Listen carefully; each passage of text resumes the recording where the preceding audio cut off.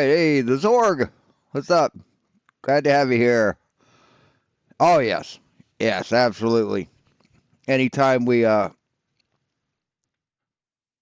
the chance to watch Flatzoid get ridiculed and embarrass himself, we jump on that shit.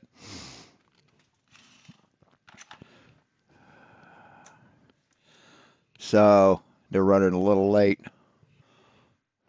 and I don't believe it's Flatzoid that's making them run late because he's on. He's ready to go. So we could go onto his channel and see the inside baseball. Unmute, and I'm gonna have to change my audio to make it. There we go. Okay. Default.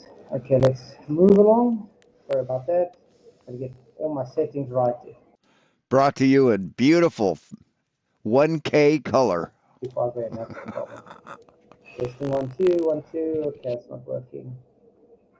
Speakers, real tech. There we go. Microphone.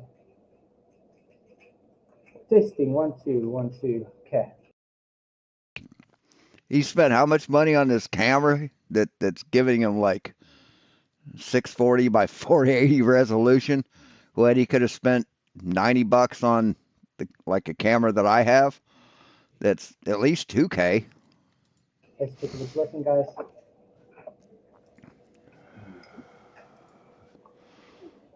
I hope so. We'll see.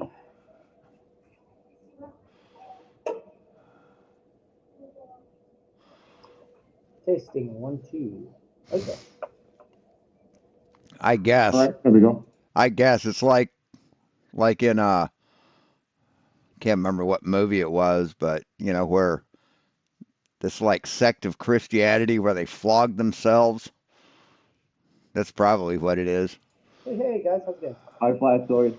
How are you? How you doing? Good, and yourself? Is everything sounding fine? Yeah. Sounds good to me. Cool. Is there any way, it's not a big deal, Darryl, it'll simplify it a little bit. Are you able to share your screen just from the laptop that you're on? Like when you do need to share your screen, it's ideally we'll have fewer windows like in the Zoom, but we can make it work if it has to be the case. Man, I realized James Coons, that motherfucker's a beefy boy. I watched the debate between Destiny and Owen Schroyer, which was done it was done live on a stage down in Texas somewhere. I can't remember where it was. But this motherfucker works out. He's got to. His fucking back is as wide as a barn. He's a big guy. I would not fucking mess with him ever. He's a big guy. And then, but yeah. Actually. Hope you guys are having a good day so far. Well, it's good to finally, James, have you as a moderator. The first time. Usually, that's right. Yeah. That's crazy. Yeah, here it is. I just realized no, it went through. Myself. You guys filmed this. We can watch you guys cheering for it. I mean, that's James right there. That's him.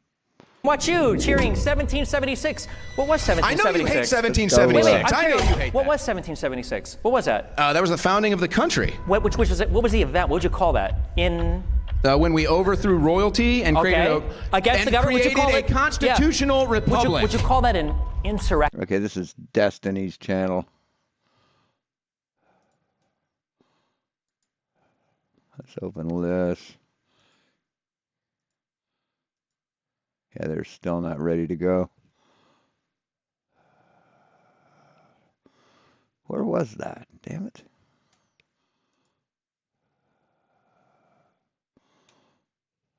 Yeah, here it is. He's a big guy.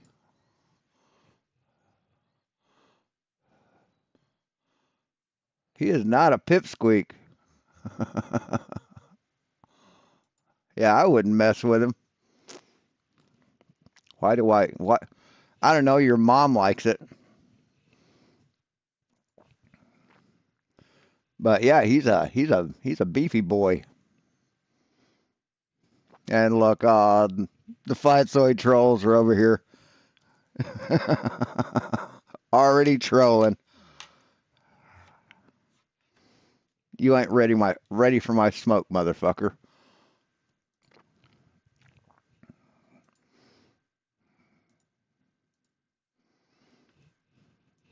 Why do I look like a dead corpse? Have you seen fucking SSUM? Have you seen that guy?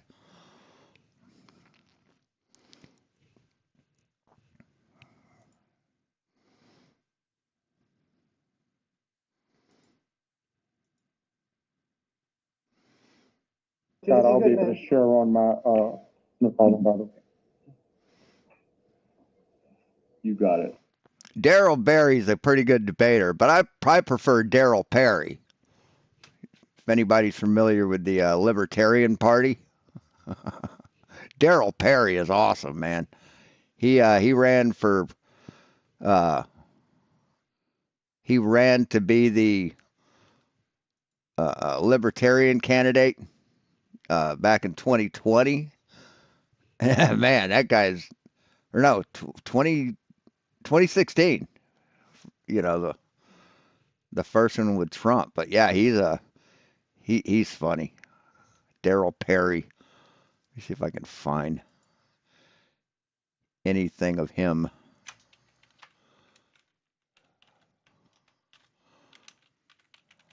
Just filling time. Yeah, here's Darryl Perry. Hi, I'm Darryl W. Perry, Libertarian for Governor. While New Hampshire consistently ranks as one of the most free states according to the Freedom in the 50 States rankings, the Granite State is an island of prohibition. All of our neighbors, Maine, Massachusetts, Vermont, and Canada, have to some extent rolled back a portion of the drug war in allowing recreational cannabis. We would have legalized cannabis if it weren't for Governor Chris Sununu. We would have an independent redistricting. Yeah, that's Darryl. He had a debate. He had a discussion with with Sam Cedar. It was like basically it ended with damn it, Sam. If you get a chance, watch these. He's great. Darryl Perry's my favorite libertarian. Hey, West Side.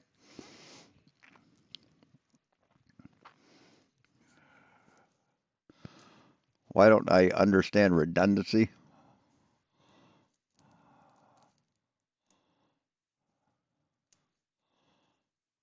Huh.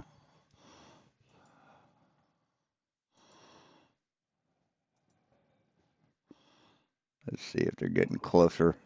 I think Marcus's mic might not be connected yet, so let me just quick send him an email. I mean, it's good that they work everything out beforehand. Make sure everybody's I hear you. Everybody's Yeah, I mic's can hear working you. I and just shit. hadn't said a word at that point. Hi guys, nice to see you all. That's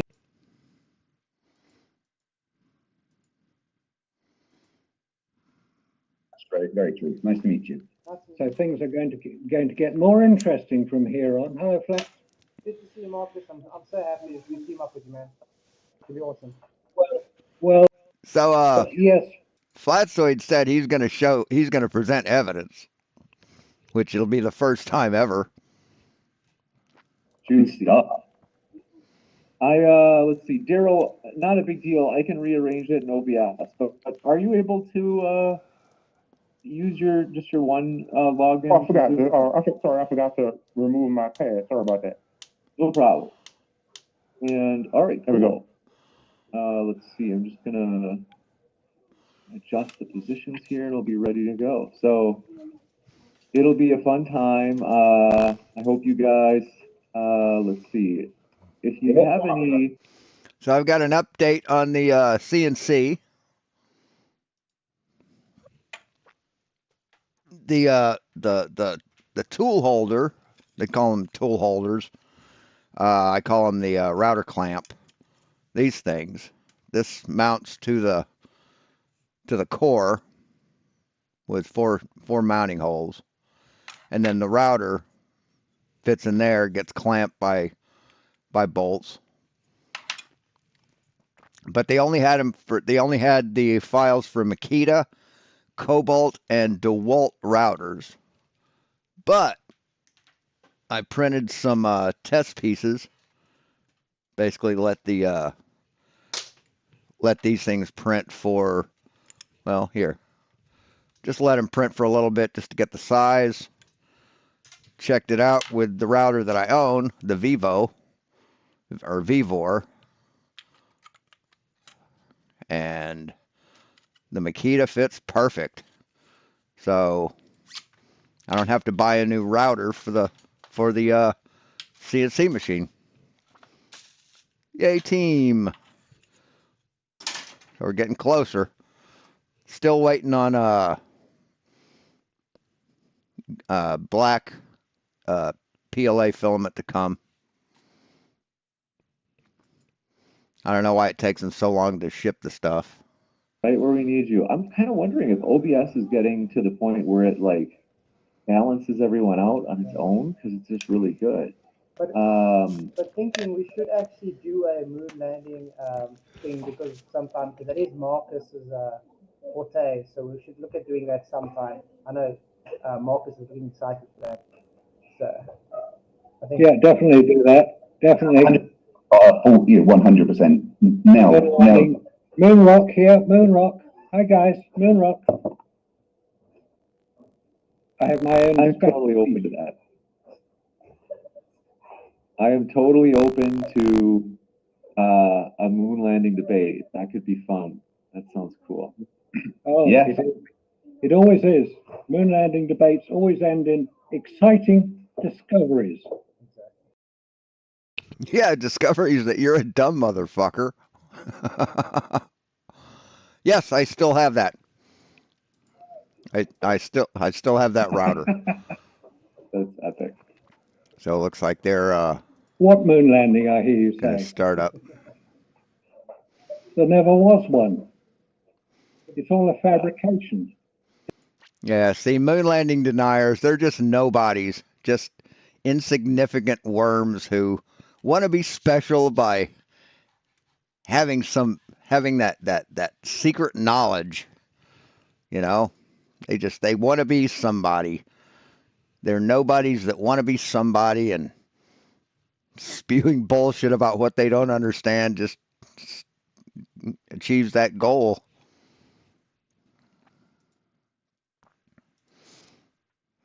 Who would like to go first? Which team? Darryl, I'm happy if they go first. Do you? Yeah, I'm fine if they go first. doesn't matter to me. Marcus, Cool. And then Marcus, you want to start it off because out of respect, you're the oldest. So. Well, yeah. You see, this is the problem because I don't actually believe the Earth is flat. Yeah, I know. So that's the problem. That's what I was saying. I thought it would be the moon landing. Oh, that's going to be interesting. So So they're having a flat Earth debate with the guy who isn't a flat earther. Fucking brilliant. That's right. You two are not flat earthers. You don't think the Earth is flat? Oh, flat so it is. I said flat. Marcus isn't.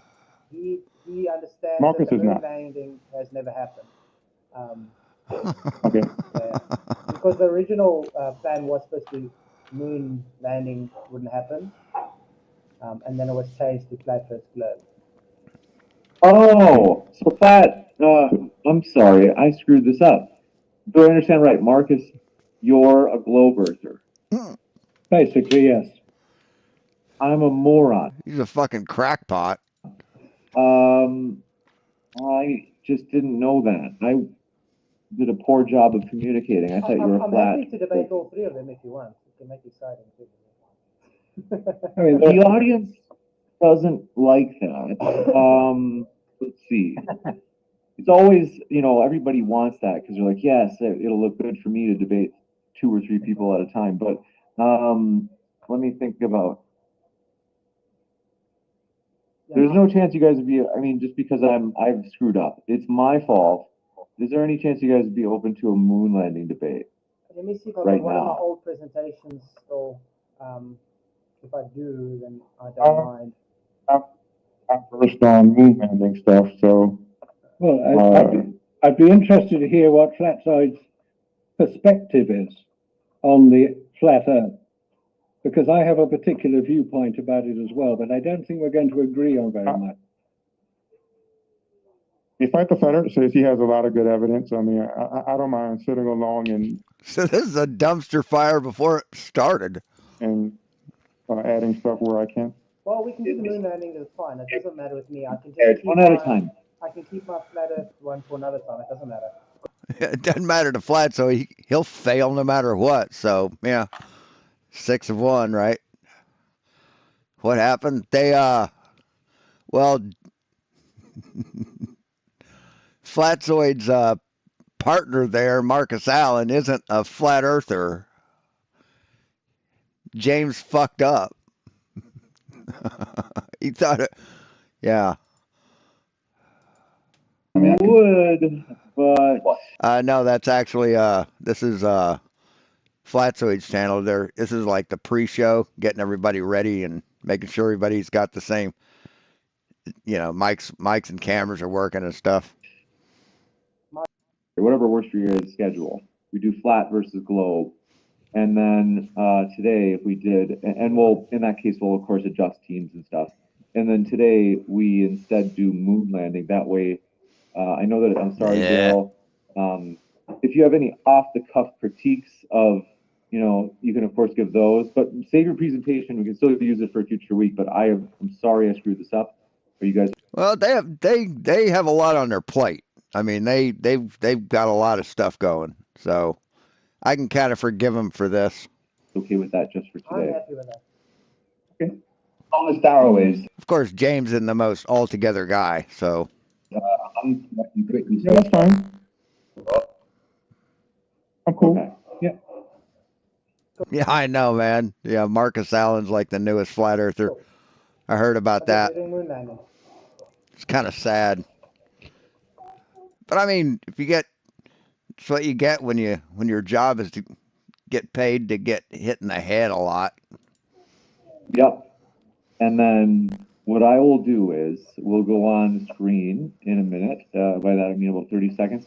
It sounds like Flatzoid and Marcus, you'll be going first if that works for you guys. 100%. Do you have a preference on Flatzoid being the first person that goes? There's a little bit of feedback, and I don't know where it might be from me. So let me see if it's my mic. It might be just me.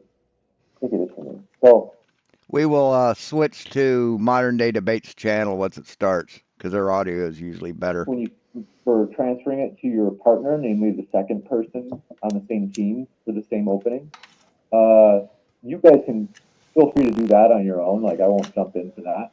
I'll just jump in to switch it to the opposing team. So thanks for being here, guys. Thanks for your flexibility and patience with my error on that. And I promise I'll make it a few. We'll get you in for a new one. But we're going to switch it over in 3, 2, 1. Ready, set, here we go. Hey, everybody. Today we're debating.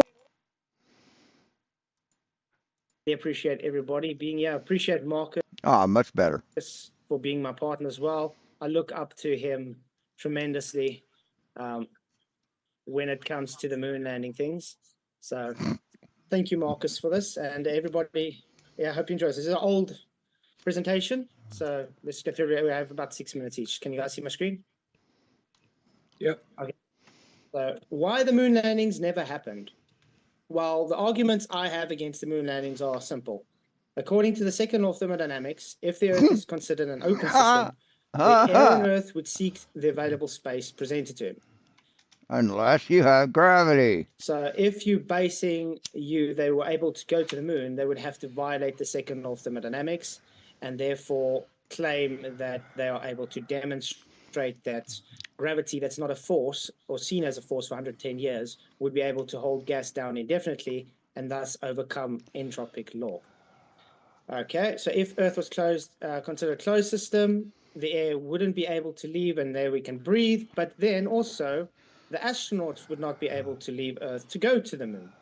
So now I've got an argument for why I say astronauts are lying.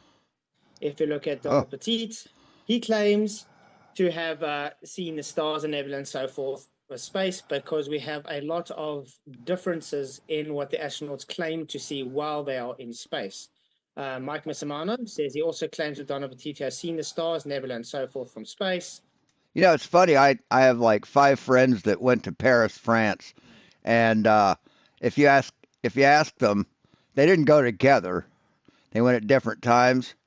And if you ask, or they all went to France.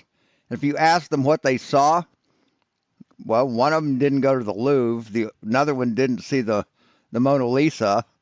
One went to the Louvre and didn't see all the displays, didn't see all the artwork. One guy saw the Arc de Triomphe. Another guy didn't see it. So Neil Armstrong claims it's pitch black, and you see no stars, which is odd.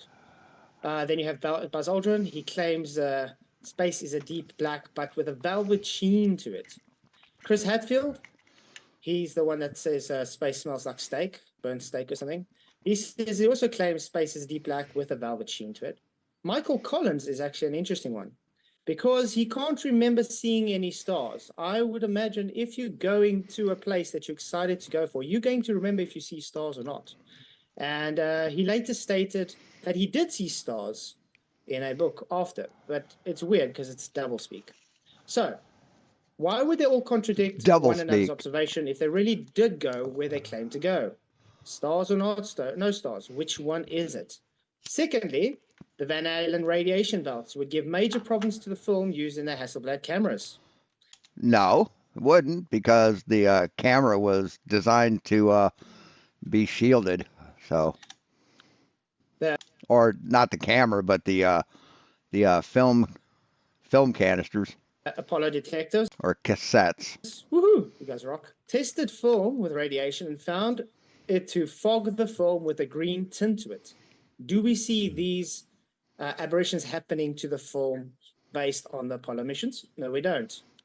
Yeah, and people that go on vacation take their film through X-ray machines that put them in. There you go. Put them in a lead bag. They don't get fogged. Also, See, Flatzoid doesn't understand how fucking film works. The film, when it's exposed to radiation, it usually messes up, and that's why you usually have X-ray bags to protect it. Yeah, they had a container they kept all the shit in, man. So, how did they... Plus, the film canisters are aluminum, magnesium, I think. ...get professional perfect shots, which would be difficult even for normal amateur photographers today without that bulky spacesuit? How did they get it right with not even being able to move their fingers correctly? What? It'd be hard to capture? What the fuck are you talking about? The camera was designed to be used with the gloves. Also tested in a vacuum. It found changes in contrast and color balance, which would make sense because in a vacuum, liquids tend to gas out, and therefore you get these effects. Good thing that the film was specifically designed to be used in space under vacuum. As you can see. And see, Flatzoid's never read about the camera. Then also you get... Never researched it. They refuse to swear on the Bible. And then also you have to accept this guy, Gary Fong, is a very well-accepted professional Hasselblad photographer. He says it would be impossible to work. How would you change the film in a dust environment? If everybody has worked with a film camera, you would understand that you have to keep it as uncontaminated as possible with light or debris. So as soon as they're opening, remember, the astronauts even have their suits so fine that the fine particles even get through all that they have issues for long-term breathability. It's bad for the lungs. So imagine that going in.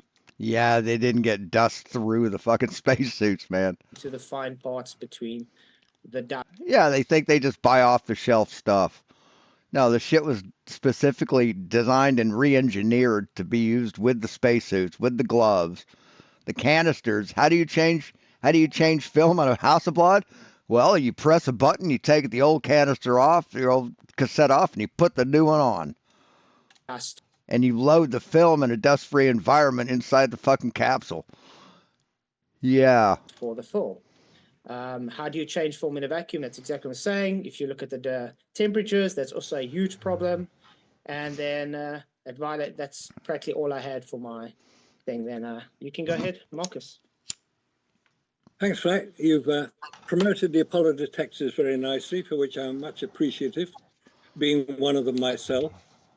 And you've covered the major problems, except maybe one, the heat in space. We're all told that space is a vacuum, it has no temperature, which is correct, until you put something in space to have a temperature, such as a spaceship. Then it has a temperature. But humans can only really operate productively at around 20 degrees centigrade, 60, 70 degrees Fahrenheit. That's an ideal temperature for humans to work at. If the internal temperature of a spacecraft in space, heated by the radiant energy of the sun, which can be calculated at 246 degrees Fahrenheit at 120 degrees centigrade, you've got a non-working environment. You've got a very good temperature to cook a chicken at, but not for humans to work. So you have to remove the heat. Vacuum, as you mentioned, is a very good insulator. So where you dump the heat, you can't dump it in a vacuum. No, I can't turn it up. I can radiate work on it away. It's the only way to remove heat in a vacuum. In order to radiate heat away, you have to have an equivalent temperature. You get the spacecraft receives temperature, it absorbs it, it also eliminates it. So what's the temperature in the middle where those two things happen? 246 degrees Fahrenheit. It's a real... Is that any better? Real problem. So you can use water. You can allow water to evacuate into space, and it will have a reduction in temperature. But you've got to have quite a lot of water to do it. And there wasn't enough carried, certainly not in the spacesuits. And this is one of the major problems. The other being, as you've already mentioned, photographic film. Here is photographic film. Photographic film was what was used on Apollo. It was using ectochrome transparency material. Reversal film is otherwise known as. And the example you showed of the testing that was carried out using photographic film in a vacuum demonstrated that the emulsion, which started life as a liquid, outgasses, and it affects the color balance of the film. But we don't see that happening on any of the 5,771 photographs allegedly taken on the lunar surface. That doesn't seem to apply. Yeah, some of the pictures don't show very much. Some of them are slightly out of focus. But they don't show vacuum damage, let alone radiation damage. Radiation is what creates photographs. It affects the emulsion coated onto a film. Yeah, and the film was specially designed. So here you've got a breakdown of the spacesuit that they used, emergency oxygen reserve, radio, lithium hydroxide, filter separated carbon dioxide from oxygen, water tank for cooling system. So they had an onboard cooling system. The emulsion starts life as a liquid, which it does, and it then can outgas, which it does, in a vacuum. The film will not work. Digital cameras, on the other hand, are quite different. We should not confuse the two. Digital cameras and film cameras are completely different systems. They should not be confused. And if they are, somebody is misleading you. So he's basically done no research on the camera or the film. So you've got the heat, the radiation, and the vacuum. Those are the three major problems. They weren't overcome at the time of Apollo, and they haven't been overcome now. Yeah, they were. The records that NASA have available, and we've studied a great deal of them, thousands of pages, they were conducted, the testing was conducted by Massachusetts Institute of Technology, Kodak, Arizona State University, many people around the United States were conducting tests for NASA, and the tests were very accurate. When they tested film, they said the film must be protected. It will be damaged in space. So then Kodak devised a new formula for the film to prevent that. Now, one of the criticisms of the idea that NASA faked the moon landings is that how do you keep this secret from the 400,000 people who worked on Apollo? Oh, wait. Compartmentalization. It's very simple. They didn't have a secret to keep. They were doing the very best job they could. It's not 400,000 people. It was probably nearer 2 million people. 400,000 people were directly employed by the many contractors around the America, because one of the purposes of Apollo was to spread the work right across America, from Seattle in Washington state, where Boeing made the rockets, down to California, where a lot of the testing was done, right across to Texas, where the control center was, up to Florida, where the launching was taking place, up to New York, where Grumman were building the lunar landers, right across America. There were thousands of people involved. And they were very proud to work on this program, as set out by John Kennedy in May 1961. He was now a martyred president. He was dead. Therefore, they wanted to fulfill his order to land a human on the moon and return him safely to the Earth. Landing a man on the moon was not really a problem. Humans hadn't been on the moon. Robot satellites had been launched. Robot equipment had been launched. That's not difficult. They can be protected. So Flatzoid is nodding along in agreement with him saying this? The moon. Robot satellites had been launched. Robot equipment had been launched. That's not difficult. They can be protected. So he's agreeing that they launched satellites and probes into space. He's agreeing with it. He's nodding along. How about that? I've toured satellite manufacturing facilities and I've asked them, how do you protect against radiation? They said it's very simple. We use lead, we use gold, we use various known levels of protection against the electronics, and they work. Temperatures are not a problem for satellites. Temperatures are a problem for humans. He's just nodding along.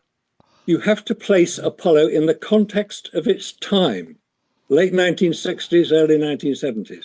What else was happening? The Vietnam War was getting extremely unpleasant. The Cold War was ramping up deliberately. The space race was ongoing. America had to be seen to succeed. And we did. Therefore, they faked it on the grounds they couldn't do it. They didn't have the facility, they didn't have the experience, they didn't have the engineering understanding to put humans, I'm not talking about unmanned craft, I'm not talking about satellites, I'm talking about human beings, us delicate little creatures who need a lot of protection when we're out in space. They couldn't provide it. So just personal incredulity. So they had to fabricate it live on television. Don't forget, it's all live on television. Yeah, I've seen gorillas climb the Empire State Building live on television in King Kong. No, you haven't. No, you haven't. King Kong wasn't live. King Kong was a fucking movie, dipshit. I've seen dinosaurs chasing kids around kitchens in Jurassic Park. Is that real? No, of course it's not. No, it's not. Why are you comparing the moon landings to that? I've seen men walking on the moon. Is that real? No, of course it's not. Yes, it was. Yes, people, yes. Amateur ham radio people or ham radio operators and astronomers track them to and from the moon. Kind of hard to track something when you're pointing straight up at the moon when it's happening on Earth. I'm not saying Hollywood had much to do with it. Some of the technicians involved may have been consulted, and they certainly were because it was be necessary. The filming of Apollo 11 was more than likely done at Cannon Air Force Base in New Mexico, near Clovis. There's a life-size creation of the Sea of Tranquility called at Cinder Lake near Flagstaff in Arizona. There's no reason to believe that they weren't trying to do it, but they couldn't succeed. They didn't have the technology. They didn't have the ability. So my personal summary of the whole Apollo moon landings is that it was a brilliantly executed propaganda exercise to demonstrate to the world the superiority of American technology. In that, it succeeded brilliantly. Landing man on the moon, forget it. Hasn't happened. Didn't happen then, hasn't happened since. Thank you very much. Sorry. Okay. I hope that presents my position fairly accurately. I'd like to hear some criticism of it. Thank you very much for that opening statement. And just a couple of quick housekeeping things before we jump into the opening from the moon landing supporters. Want to say, if it's your first time here, welcome to Modern Day Debate. We are a fully neutral debate platform. I'm your host, Dr. James Coons. We are excited to have you here. Don't forget to hit that subscribe button for many more upcoming debates. You don't want to miss them. With that, we're going to kick it over to Fight the Flat Earth and Darryl. Want to say a huge thank you to all of our speakers for being here. Fight the Flat Earth, and Darryl, the floor is all yours. Darryl, would you go first or second up to you? You go ahead, FTFE. No worries. Right, I'm going to switch camera over, James, so I can present what I'm showing. You got it. Right, so let me get this up so it's on the right screen. One sec. No, that's not the right screen. No, it's still not the right screen. Sorry, my computer has frozen. One sec. Of course it has. No problem. Folks, if you haven't yet, hit that like button. We appreciate your support, and hitting like does help. Trying to prove that America was great and all that. I just go with evidence that's available and look at that. And the killer evidence that, for me, destroys any notion the moon landing didn't happen is this video. And this is Apollo 16, and they call it the Grand Prix. And this is a really good shot. The moon buggy goes back and forward in front of the camera, and you see the stuff shooting up from the back of the wheels.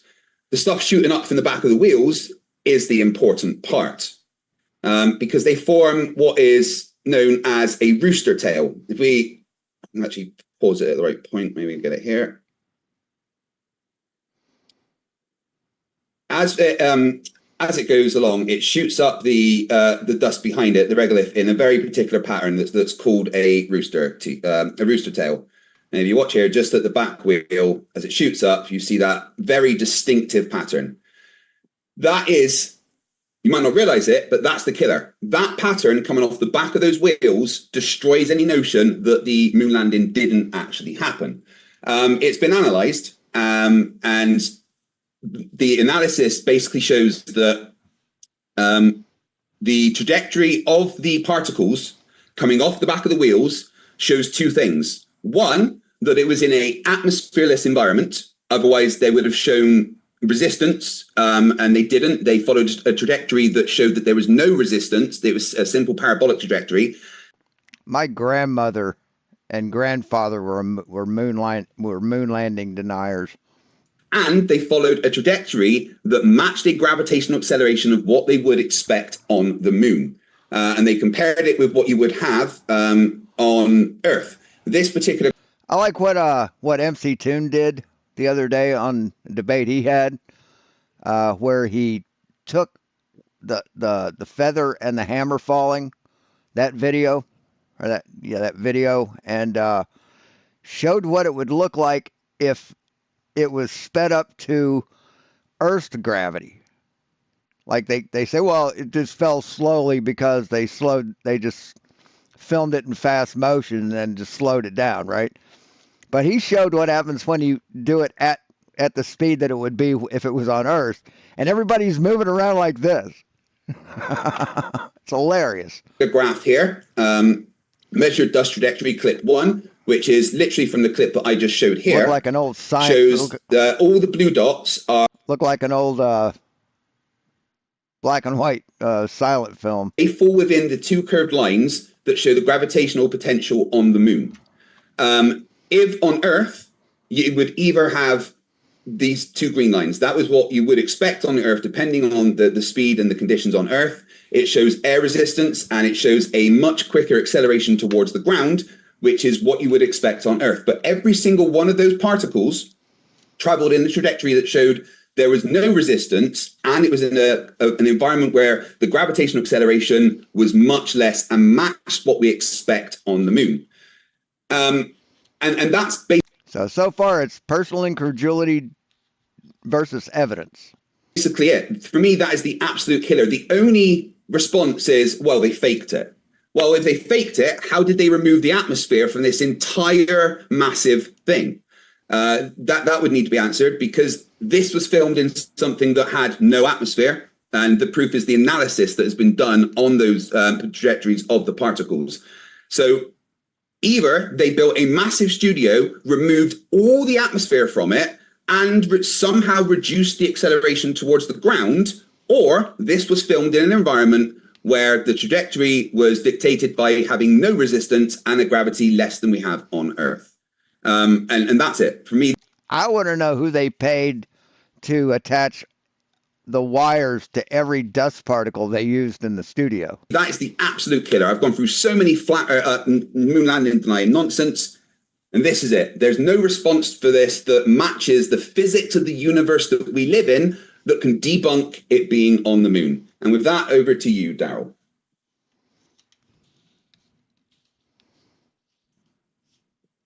I think you're muted, Darryl. My fault. Sorry about that. Let me switch it over. I was just getting a little bit of feedback, so I muted everybody. Darryl, I just asked you to unmute. And then what we'll do is later, if we're able to fight the flat earth, I'm sure that these photos will come up again. Is that people had said that the resolution was because I had to stretch it so much because it was just your screen showing it. If you're able to use the link to that tape, so you're able to, if you would like to put them up at any time. But yeah, if you need them displayed again, I can make them more clear. You got it. And Darryl, the floor is all yours as well. Everything sharing okay? Yes, I just have to adjust a little bit because 2 moments. And then I think what we'll do, maybe the rest of the debate, is if everybody just uses the standardized screen share. I'm just going to quick adjust to the standardized screen share again.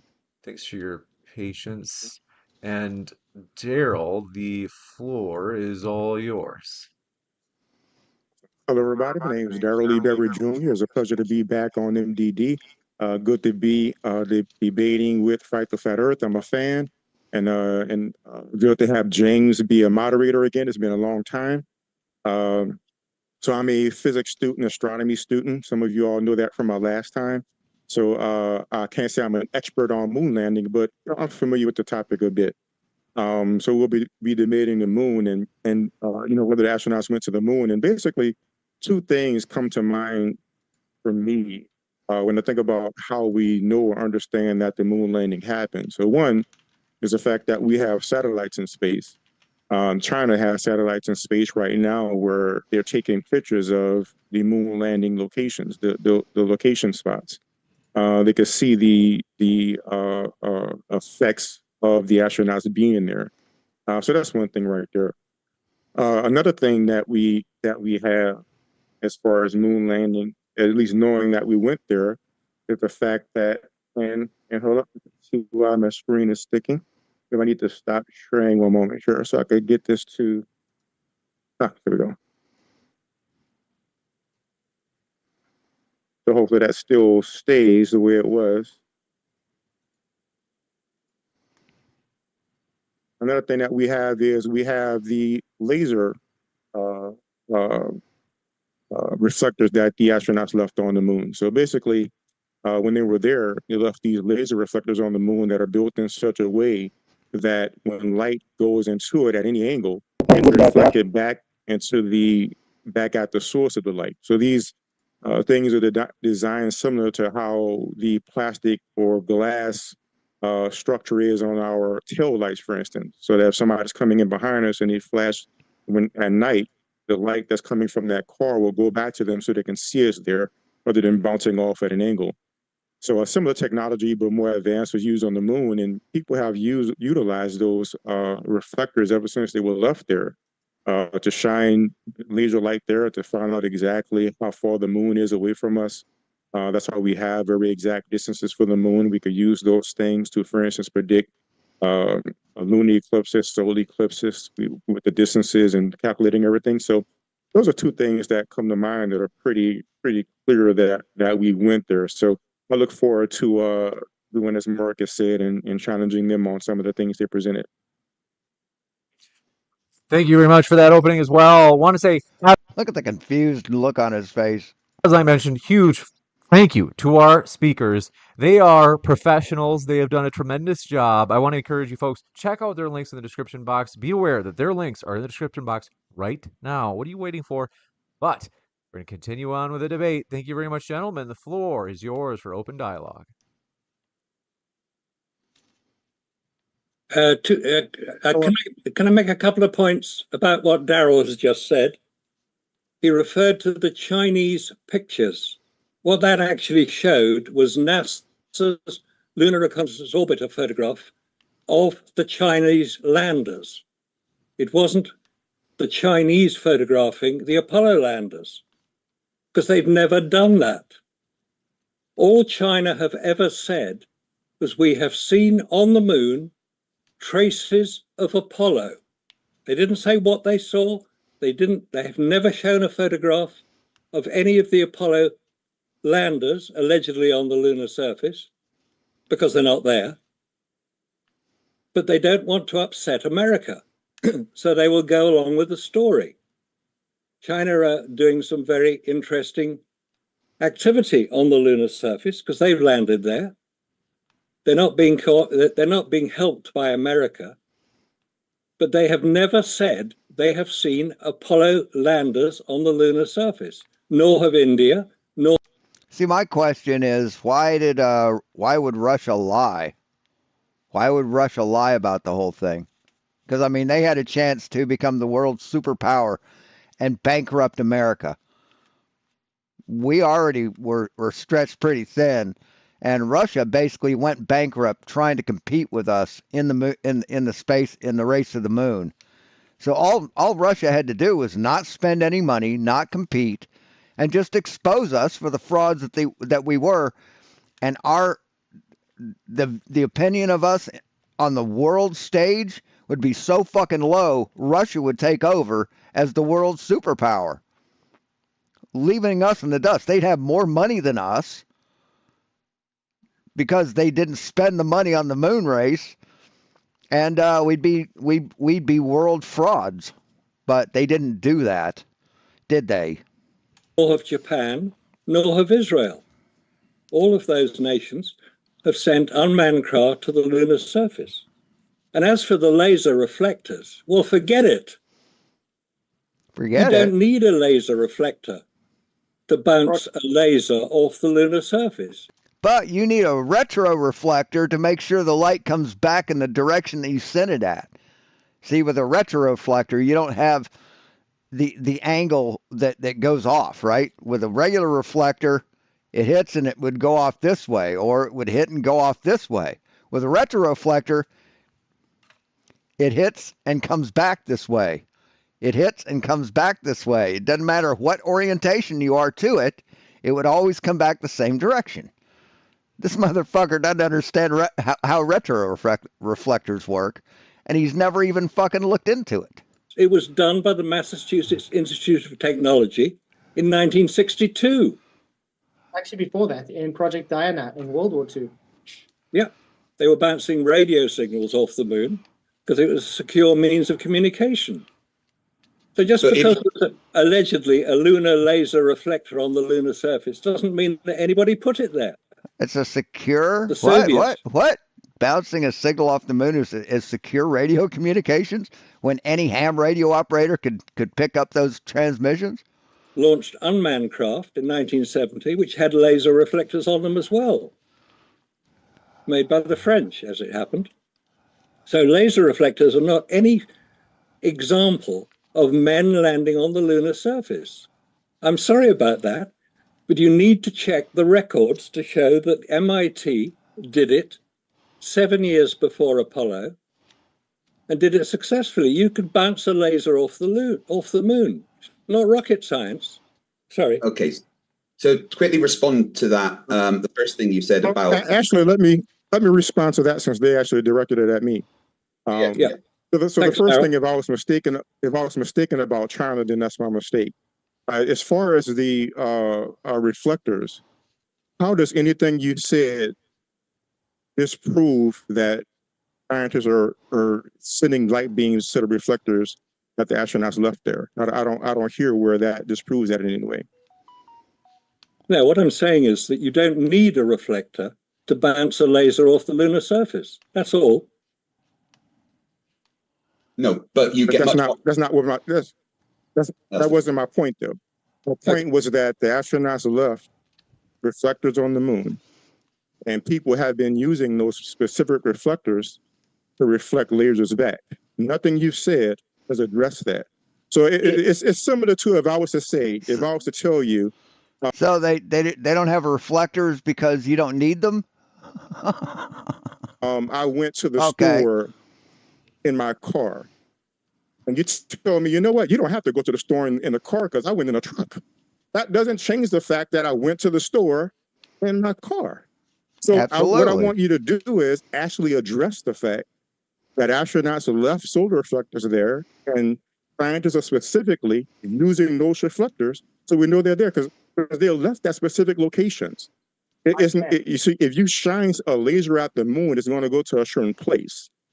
And when you shine it at the reflector, it's going to reflect back differently because, as I said, it's designed in such a way that if you shoot a beam at it, it'll shoot directly back. So the strength of the beam you receive back from a reflector will be different from just off the lunar surface and things like that.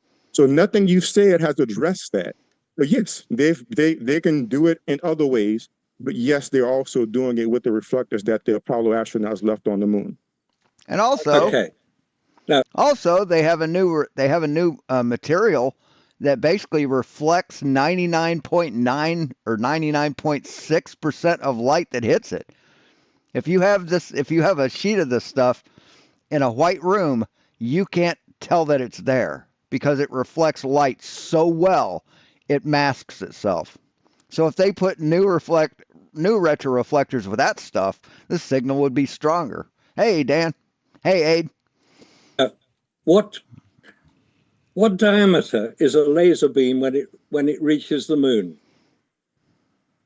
I haven't looked at the actual diameter. It's wider though. Yes, 2 kilometers. Okay. So if that laser reflector is about half a square meter, which it is, which I've seen the pictures of it, the percentage of light being received by that reflector is so tiny that to then be reflected back to Earth, when it would, the laser beam is a diameter of about 20 kilometers, the percentage of light being received on Earth, it takes the best part of 8 hours for a receiver on Earth to receive sufficient light, of photons of light, from the moon to record any signal at all. No.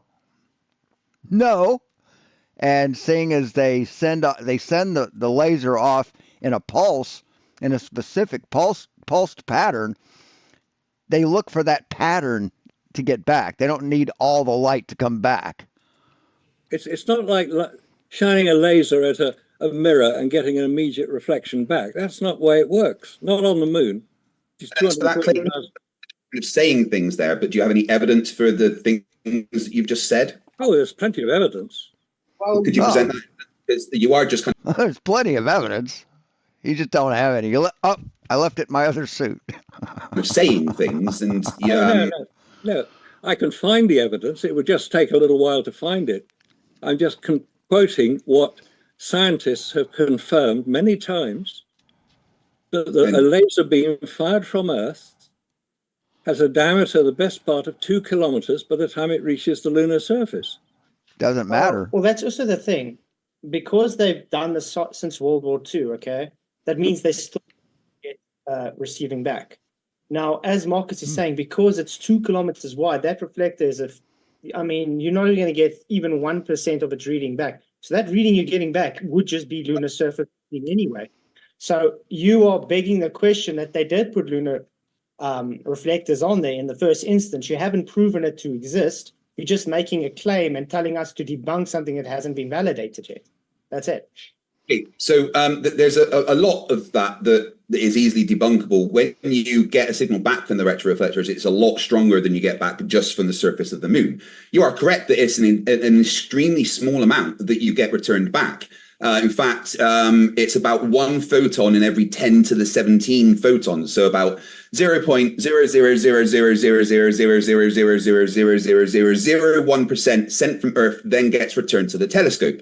That's why they designed very specific, very accurate and sensitive detectors specifically for that, to be able to detect the signal they would expect coming back from the retroreflectors compared to not hitting the retroreflectors. And it's done like in a Morse code, where they send basically a code of laser light, a pulsed laser light, and they look for that same code to come back. They've been bouncing signals off the moon for a long time, but when they put the retroreflectors there, they were able to get a stronger signal back that is, it's still extremely weak, but still stronger than just the moon on its own. So there's no problem with saying that it's hitting the retroreflector, because they've got the things that detect those tiny amount of photons back. That's why they designed that. And they can tell if it's hitting the retroreflector or not, even with the extreme divergence of the beam. Well, the thing is, would you, because obviously I don't believe what There's a meme or a video. It's a YouTube short of someone talking about the hurricane machine that the government, that they use to create the hurricanes to hurt Republicans so that they don't vote. He's a comedian. He's part of the Good Liars. He's one of those guys. And he said, guys, the high school dropouts discovered our hurricane machine. based on your guys' belief, can there be different type of rock on the moon, which would give a different reflective capacity? They would aim it at certain areas that they would know where the regolith is. But yes, there is different rocks that reflect different certain bits, but still not as strong as what you would have from a specially designed retroreflector. And the interesting part is that as the time's gone on, the signal that you get back from the retroreflector has actually got weaker, because it's got destroyed by solar radiation and things like that, as they were expecting over time. But they can still say, well, based on the degradation, this is the signal that we expect to get back. And it is that signal compared to anything else that is naturally occurring on the moon. Be the rock that's giving that reflective property and not the reflective. Yeah, no more plasma. But there isn't a rock that's as reflective as the retroreflectors. They were designed to be exponentially more reflective than anything that naturally occurs on the moon. And it was in a location that was actually relatively, level and, with just kind of regolith and stuff around it on purpose, so that they were able to determine if they were hitting the retroreflectors or not. Another question for that. Because it's been, 50 years or something, would it not be covered in lunar dust by now? That's one of the things that's making it degrade. I mean, regolith is very sticky, but there isn't an atmosphere to move the regolith around. So there's not like wind that's blowing the regolith onto the retroreflector. So there's going to be very little of the moon's surface that has then gone onto the retroreflectors. The degradation. Look at Flatsoid thinks he got a gotcha. Would more likely be from solar radiation and things like that than actual regolith getting onto it, because there's nothing there to lift the regolith onto it. Jesus, James, what the fuck? Okay. Don't bother getting a goddamn cup, man. Just drink right out of the blender Anyway, I failed to see where you've actually shown reflectors there. You're just making assumptions and then claiming validity based on that assumption. I don't know. Let's see. Take a wall, cover it in dust, cover it in dirt, right? And then reflect a light off of it. Measure the intensity of the light, and then take that wall and put a fucking mirror up there and see if you get a stronger fucking light. Like I said, it could be different rocks. It could be just it's the amount is so small that even that percentage based on that large target degradation will be there. And like I said, there is lunar dust that does move on the Earth because there is a little small amount of atmosphere on the moon. What? There is lunar dust that moves on the Earth? Surface. Did he say that? Did he actually say that? Degradation will be there. And like I said, there is lunar dust that does move on the Earth because there is a little small amount of atmosphere on the moon's surface. Okay. Which would require it to move around. Even when the astronauts are there and they were there, they suffer with lunar the lunar surface dust getting in between every pore of their suit. When they actually climb and take the suit off, dust everywhere inside. Yeah, because they're moving around. They're moving the dust, Flatzoid, dipshit. Because of the dust on the lunar surface. Yeah, that's obviously because they were actually moving around and disturbing the dust. There is no, there's a tiny element of tiny portions of gas attached to the moon because of its gravity. But there's no atmosphere, there's no wind, there's no weather systems. There is literally nothing that moves around the regolith on the moon apart from it being disturbed by something else. The reason the astronauts got it in their suit was because they were moving around. And then when they took it off, when they got out of the suits in the airlocks, they then got touched by the regolith that was stuck in their suit. But there's no atmosphere. Like there's literally no wind on the moon, like there is on Mars or on Earth. No moving flag. Okay. Yeah, you ever heard of fucking inertia? But that only moved because of inertia. Well, there was one. It moved, and there was nothing to stop that wave of energy. Marcus actually presented an interesting thing about that flag before, about the flag being wet. Have you guys ever seen that argument before? No. Flag being wet? What, because it looked heavy and it moving? It's made out of fucking plastic, moron. Yeah. And it was weighted. How we stick to things that were discussed within the openings, if that's okay, rather than bringing in extra bits of evidence right now. I'd like to ask a question about before we leave the reflector topic. Flatzo, I heard you give the common flat-out rebuttal of just saying it could be this or it could be that. Yeah. So let me ask you in general. Hey, RT. If a scientist performs an experiment and gets a result, and you say, well, it could be this, do you think that just saying it could be this trumps whatever is done in reality? Like, do you think saying it could be this just means that whatever is done in reality is non-existent anymore? Yes, absolutely. That's what he thinks. Because personal incredulity is all he has. Look at it to see if it is first scientific. Yeah, again? The hypothesis for the experiment, and then we'll look at it that way to see if it is anyway scientific. What's the hypothesis? I've already said it. He doesn't know what the fucking hypothesis is. Scientists have sent lasers to the moon and got reflections back. So problem, most of the thing you guys have is pseudoscience, and you're trying to claim it as science. Now, when you're claiming reflectors, that's just a claim. You haven't backed that claim up with anything other than circular reasoning. That's not scientific. Science. I mean, circular reasoning, like there's a dome because there has to be one. Is not based on circular reasoning. It's based on cause and effect. Let's back up. What I'm saying is, I've seen scientists demonstrate sending a laser to the moon and getting a signal back and showing the signal on their equipment that matches, because they don't just send like random signals. They send signals that have a certain cadence to it, so that when they receive it back, they know it's their signal. right? Yep. And they know what the reflector's doing. They know the strength is going to be. So what I'm asking you is, given that scientists And everybody calls me dumb, and I'm like saying the shit before they say it. have done this thing and shown their results, do you think just saying it could be a reflective rock, do you think that just wipes away anything? Yes, because the thing is, first of all, it's not science. So it doesn't matter if a Oh, scientist it's not did science. it. A janitor can do it and get the same results. The point is, it's more plausible that it's a type of rock that gives reflective surfaces than it is for a reflector that goes there. Remember, you guys haven't even shown it true that they have been on the moon to put those reflective down. You're just making a claim and expecting people to adapt to that claim because of it. That's not really how it works. No, I mean, you're I feel like I'm done with that topic.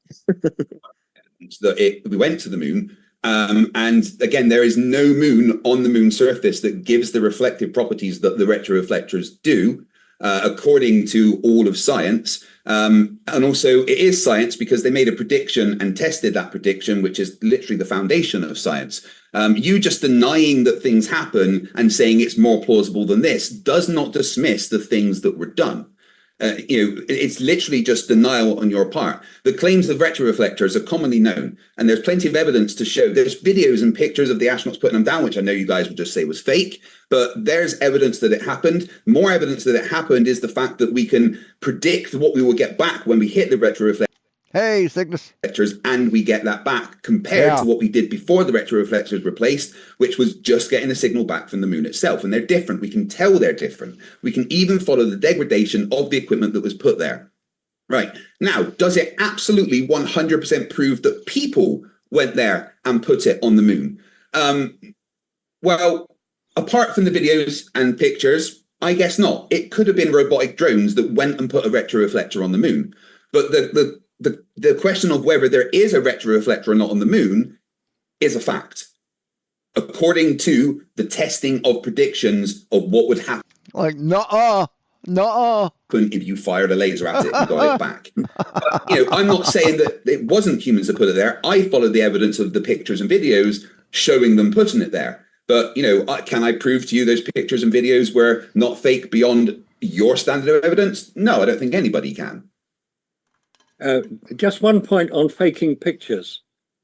You showed the Apollo 16 Grand Prix and presented that as conclusive evidence for man being on the lunar surface. Yeah. Well, actually, I presented the analysis of that video as the evidence. Okay. Now, do you know for certain that that was a real life-sized lunar rover driven by a named Apollo astronaut? Do you know for certain? According to all the evidence, it shows that it does. Was I there watching them do it myself? No. But you are now creating an impossible standard of evidence that no one should be expected to follow. The evidence presented following the analysis of the particles shows that it was done even if it was smaller than we're saying, then those particles still followed a trajectory where there was no atmosphere and where gravity was of what we expect on the moon rather than Earth. You just saying, can I personally prove that astronauts actually did it and it wasn't just a miniature buggy, is just denialism that really doesn't need to be engaged with. It does, because if you examine... It does. No, shut up. Wait a minute. Tell me to shut up. Well, okay. Please let me speak. Go take a nap, Grandpa. Okay, but if you examine the film of that buggy, the lunar rover and the astronaut in it, you will see that he is not moving his arm. It does not move. He keeps it at one level the whole time. It's not on the controller, which is in the center. That arm, it doesn't even bounce when he goes over a big hole. So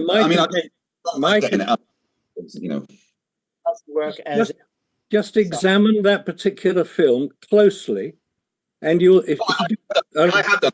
Got a 4K version of it here, 4K 60 frames a second upgraded, and you can literally see frame by frame if you want. I'll take you through it, and you can see his arms moving exactly as you would expect. Also, do you know the specifics of the engineering of the buggy and what movements are required compared to what they're hitting? It's not like they're just driving a standard car on Earth. So, do you have any evidence of that claim? Can you present an analysis of the video that shows the arms not moving? Because I can present a video right now and show you frame by frame with the arms are moving to show that you're wrong. But I will first give you a chance, Alan, to present your analysis of the video to back up that claim. I prefer to be called Marcus, by the way. Because Alan, well, I apologize. You have two first names. It's very hard. Because never trust anyone with two first names. So I'm not confused with the big American football player of the same name. He's big and black, and I'm big and white. You can tell the difference. Marcus is my preferred name. I apologize. Okay. Marcus, it was my mistake. Okay, I apologize. That's okay. Marcus, can I ask you a question? Because you've demonstrated to fight the flat earth that your standard of evidence is out there. So would you describe to us what it was like when you went to space and personally verified that no equipment could last out there in the temperature of the sunlight? What did you do? How did you personally verify? What was the process of going in space and doing that and knowing for sure personally that material can't last out there with a human in it? Exactly. So his standard of evidence is you weren't there. So I haven't said that material can't last. I'm saying that humans have a real problem lasting in space, not equipment. Yeah, exactly. Yeah, so, exactly. So, apologize for my misspeaking. So, how did you personally? So you must have personally went out in space and in equipment and known that humans couldn't last out there. Would you describe what was the process? How did you personally verify and know yourself that humans can't do that? How did you know that for sure? Would you go? So let's hear that. All right.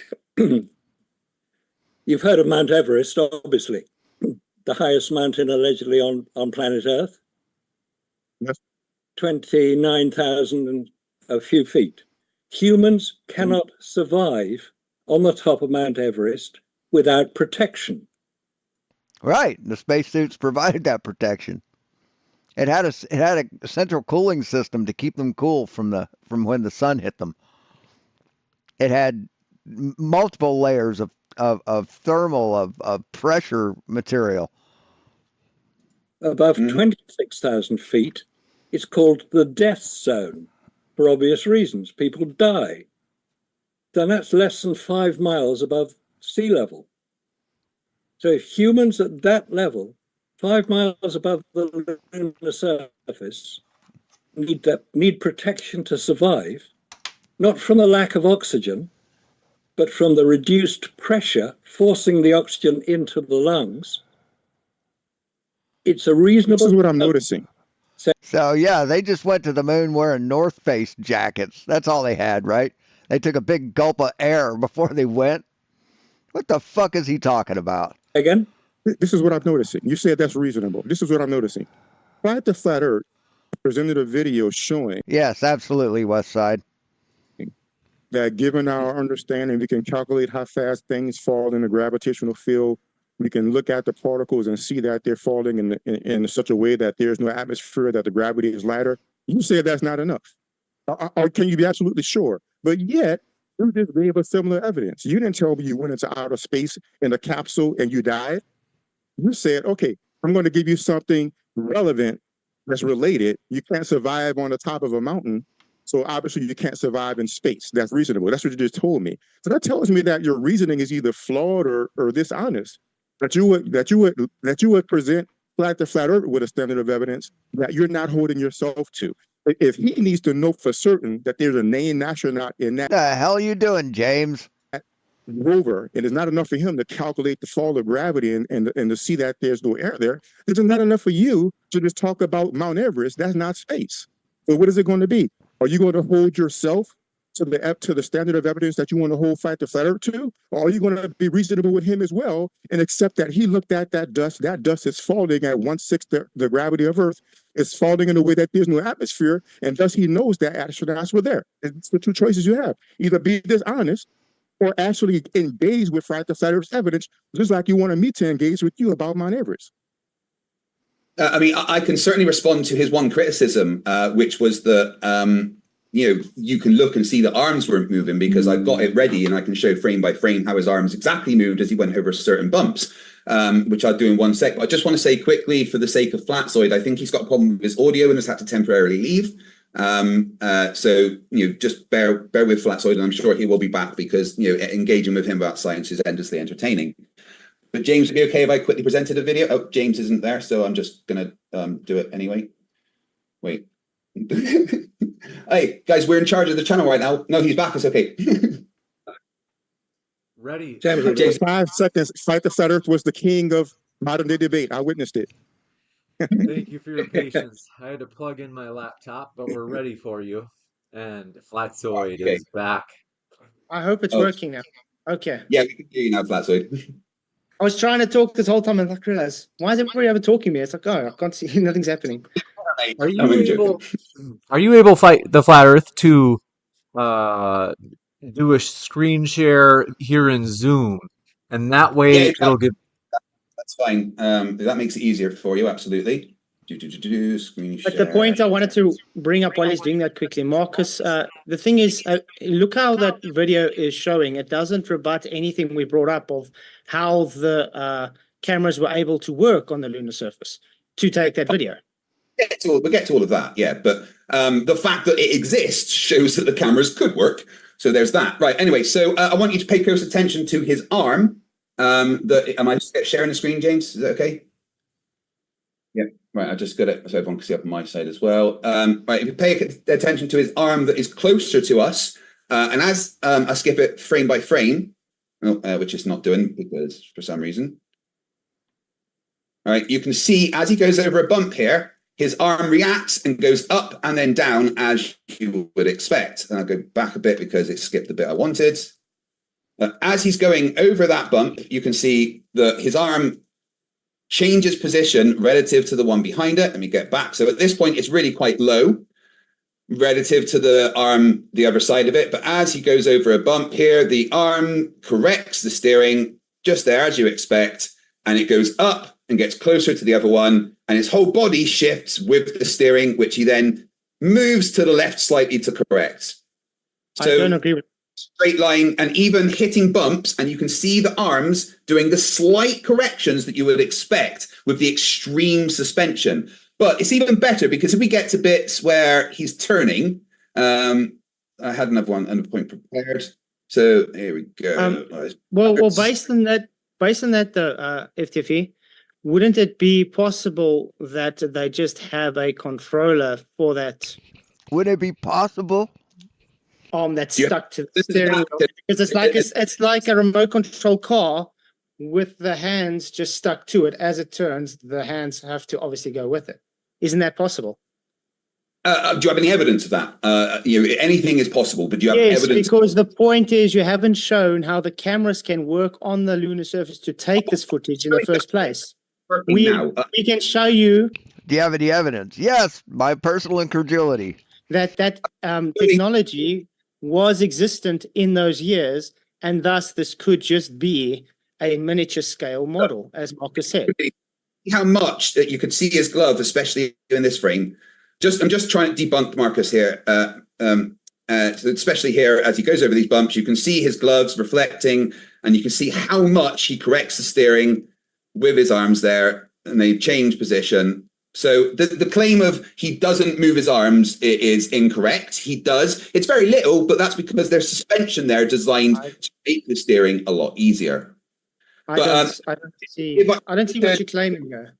You could place it closer. You light movements of the arms. I showed a bit on a very, when he's not even turning around a corner, he's just going over bumps, and you can see his arms correcting like this.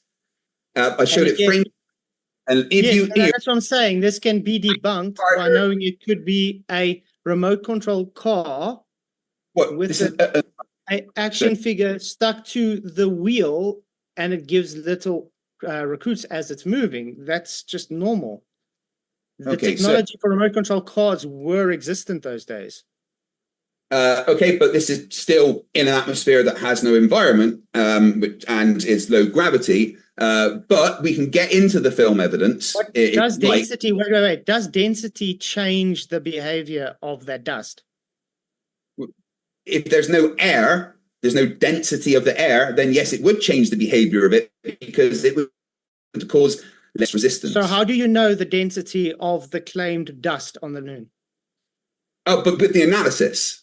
Yeah, but that is making, again, an assumption what the density of the regolith would be, would it not? So it's already a biased analysis. It's not a bias. It matches the predictions of what we say should happen on the moon. There's Based on assuming what the density of regolith is. Well, yeah, you have to assume that's part of science, but we've actually been there and tested the density of the regolith, but you just deny that. So it's a circular reasoning. Wait.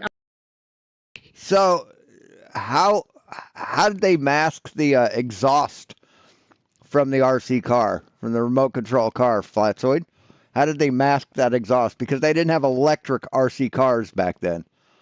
They had gas-powered cars. I'm going to say this again. Again, you haven't proven they've been there. Everything you're fighting for is already saying they've been there. So prove that before making a claim they've been there, please. I was in the middle of saying something. No, what you're doing is saying every bit of evidence we give, you don't believe because reasons. But every bit of evidence we give is evidence we've been there. And all you're doing is going, well, I don't think the cameras could work because you don't understand how the cameras worked. The analysis of this footage shows that it was in a position that was no atmosphere and in low gravity. Right? That is fact. Right? But we can get how cameras worked. That's absolutely fine. I want to get it back to Marcus, but before we do that, I just want to make a logical statement here. What's more logical? You're claiming things that violate how the camera would work in a vacuum with the film and everything is just magically working against logical deduction that they could have done this miniature in a studio with the correct density dirt and fooled you all. No. Sorry. No, because it still shows gravity that happens on Earth and with no resistance at all, any of the dirt. But you not understanding how cameras work on the moon is something we can get into. That's absolutely fine. I've got all right. Thanks for stopping by, Zorg. Good to see you again. My research in front of me here. Have fun. The basic answer is that they were shielded. It's simple. How did they get through the Van Allen belt? Well, number one, they took very little time going through the Van Allen belt. They, on purpose, chose the path that took the least time through the Van Allen belt and went through the weakest part. And they were inside a spaceship that was lined against the protection with the film inside something which was also with protection. So very limited exposure, no problem. They were designed and made sure, thanks to that protection, that they could get through. They didn't spend hours and hours and days in the Van Allen belts in the extremely strong parts. They spent a little time in it in the weak parts. About the same amount as you get on just the chest X-ray. Same amount of time. Same amount of exposure. And then on the moon, simple. They were shielded. They were in contained things that kept they'd never exposed the film to the vacuum of space or to the radiation. It was on his chest. It was on his chest, not in a contained thing. It was on his chest, dude. Yeah, the film canister was contained, dipshit. You don't know how a fucking Hasselblad works. Yeah, but the actual camera was designed for it to be contained. The whole camera system was contained. Do you know how to change film on a film camera? It wasn't a normal... I do. You don't. It was box standard. I can do that shit with my eyes closed, man. Wait. Do you know how to change film on a film camera, FTFE? Can I finish speaking before you interrupt? That's my one. Have you ever actually used a Hasselblad or a medium format camera, Flatzoid? I have. I've owned several. It wasn't just a standard, normal, bulk standard Hasselblad camera. I've never owned a Hasselblad. I wish I had a chance to buy one, but passed for a 35 millimeter camera. And but my roommate in the Army had one. Spent his life savings on an entire set kit.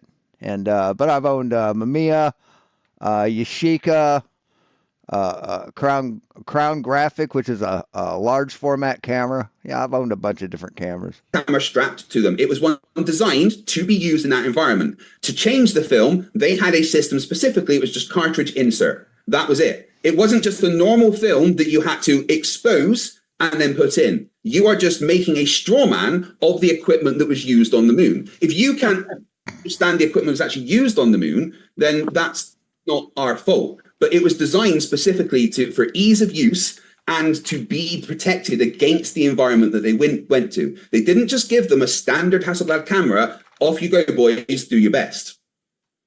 Actually, look at the fucking childish faces he's making. They did give a standard Hasselblad. No, it wasn't a standard Hasselblad, dipshit. It was highly engineered to be suitable to be used with the spacesuit. With the f-stop and the, I'm lost for terms, but they had the controls locked, so when they rotated one, both of them did it. I mean, you're a fucking idiot, man. Marcus Allen's a dipshit. He hasn't researched the camera that they used. He thinks they used an off-the-shelf fucking Hasselblad. He didn't research the film. Kodak specifically engineered a new kind of emulsion to be used in that atmosphere. Handled a replica of the lunar camera. I've appeared on television demonstrating it. I've used professionally a genuine Hasselblad camera. Film is changed on film magazines. You can take... Yeah, they're contained. They're contained. You just swap them out. Take a film magazine off the back of the Hasselblad anytime you like, as long as you put the dark slide in to protect the film. The cameras allegedly used on the moon had no more protection than they were painted aluminium instead of silver. No, they had the stuff stripped off. They had the leather skin stripped off of it, which revealed the aluminum. And they had the black leatherette covering removed. Otherwise, it would outgas. That's what Hasselblad said. And it wasn't leatherette. It was genuine leather. Hasselblad doesn't skimp on that shit, motherfucker. We took it off because it was outgassing space. So they knew about outgassing. There was no vacuum protection. There was no vacuum protection on the Hasselblad camera used on the lunar surface. But the film, the emulsion was designed to withstand the vacuum pressure. If there was, you would see it. There was neither any protection on the Mara 16mm film cameras used on the lunar surface. You're just saying evidence. I can prove you wrong with actual evidence if you like. That would be great, because he actually held a replica. And Gary Fong as well, who is a professional Hasselblad photographer, says exactly the same as what Marcus Well, Gary Wong is as big an idiot as Marcus is. just said, which can affirm Believe a word that Gary Wong says. what he said. Because I've researched the camera and Gary Wong is fucking wrong. So if you're, thank you. If you're saying there was protection, please show how that protection was attached to the camera and what effect it had. Okay, so modifications made to the Hasselblad camera: removal of the viewfinder and reflex mirror, simplified controls, larger buttons, specialized lenses, magnesium alloy body and thermal insulation, special films, changing a film on the moon. Film magazine: instead of changing rolls of film, the cameras used preloaded magazines. These magazines were designed for quick attachment and detachment. They snapped onto the camera body securely, ensuring no light exposure or damage. The film magazines held up to 200 frames per roll, allowing astronauts to take many shots before needing to swap magazines. That's a lot. Those are big magazines. The high capacity minimized the number of times they needed to change film on the lunar surface. The film magazines were designed to be light, tight, and resistant to vacuum exposure when astronauts needed to change film. They detached the used magazine and put it in a specialized container to protect it from radiation, dust, and temperature fluctuations. The new magazine was then attached to quickly to the camera. The mechanism was simple enough that astronauts could change the film with their bulky gloves on and involved a straightforward clip-in system where the magazine would click into place, ensuring it was securely and properly aligned. So you're wrong. That's Okay, from I want to ask you. So when they clip that off, is it exposed? No, dipshit. There's a dark slide in the way. See, you've got it's like a box. I don't have a box here, but yeah, it's like a box, and you have a slide, a dark slide that goes in place. Then you take it off, put the new one on, take the dark slide off, which reveals the film, exposes the film. No. Yeah, of course it is. This is how full cameras work. It's exposed. That plate is exposed. Even But here it on was- Earth, do you know I guess how this is what we need to sensitive do, that guys. plate is? This is what we need to do, guys, to finish this topic real fast. Because, okay, Fight the Flat Earth is reading what the manufacturers, science, and so forth are saying happened. You're saying that's not enough to work. So please give us your calculations, specifications, the amount of radiation, and let us know what the actual effect will be. I'm telling you, if you've ever worked with a film camera, you would understand. No. I want you to don't tell us I'm why are you hypothetical. overtalking me? Give us So the as actual soon as data. this isn't hypothetical. This is how film cameras work. No, see, you're just giving your opinion, your uneducated, unexperienced opinion. He's at. Oops, sorry, shit. He's asking you for evidence. You said you'd bring evidence, right? You said that. No. I'm talking about that specific camera. I'm talking about that specific Gentlemen, camera, just so not there's in not general. too much over talking, let's Flatsoid, if you want to finish, we'll give you 30 seconds and then we'll kick it right back to you, to Darryl. Sure. Thank you very much. Yes, how a film camera works, it's got a backplate. You have to remove it, just like he said with a cartridge, you have to remove. It will be exposed. Okay, even No, dipshit. You remove it after it's attached to the camera. here on Earth, that it's very sensitive to dust and anything. So as soon as it's removed, it's exposed. And then they'd have to clip in that cartridge here. And that cartridge also has to be open and exposed to fit against the other open exposed film for it to work. This is impossible if it's in a vacuum with a lot of fine dust particles. That's all I'm saying. Let's go back to Darryl for 30 seconds. 60 seconds. Normal. So please let us know the amount of radiation that was coming from the sun, the type of radiation, how it would have penetrated that material and so forth. Please give us those details for that specific camera that Flight the Flat Earth mentioned with those specifications. But just before that, I can quickly respond to the claim that Flatsoid said about it changed I when want to they... let him finish. Please let him give us that evidence. Go ahead and give us the specific evidence for that camera. Let's go ahead, Flatsoid. We'll give you a chance to respond. So just quickly before we get... Hold on, wait. I think, Darryl, do I understand right? You were asking, you wanted to answer a Flatsoid is supposed to be before. giving us the specific evidence for the radiation, the impact that it would have had on that specific camera in that specific time frame. How long was it not connected and so forth? So let's see that, Flatsoid. You're in the hot seat, Flatsoid. Absolutely. Nobody at Hasselblad even dreamed to think of that. Go ahead. Yeah. First of all, I didn't say anything about radiation. I was talking about dust particles and the vacuum. But based on radiation, we have actual demonstrations where Marcus has done taking that film that NASA used and stuck it in a vacuum, and they put radiation onto it, which gave the effects which we claim. No, it didn't. So you're not understanding that the film would have outgassing because of the vacuum, and the plate would be contaminated by the fine dust and the radiation based just from the. Yeah, see, and in the slot that the plate, the dark slide goes into, it has little brushes, Flatsoid.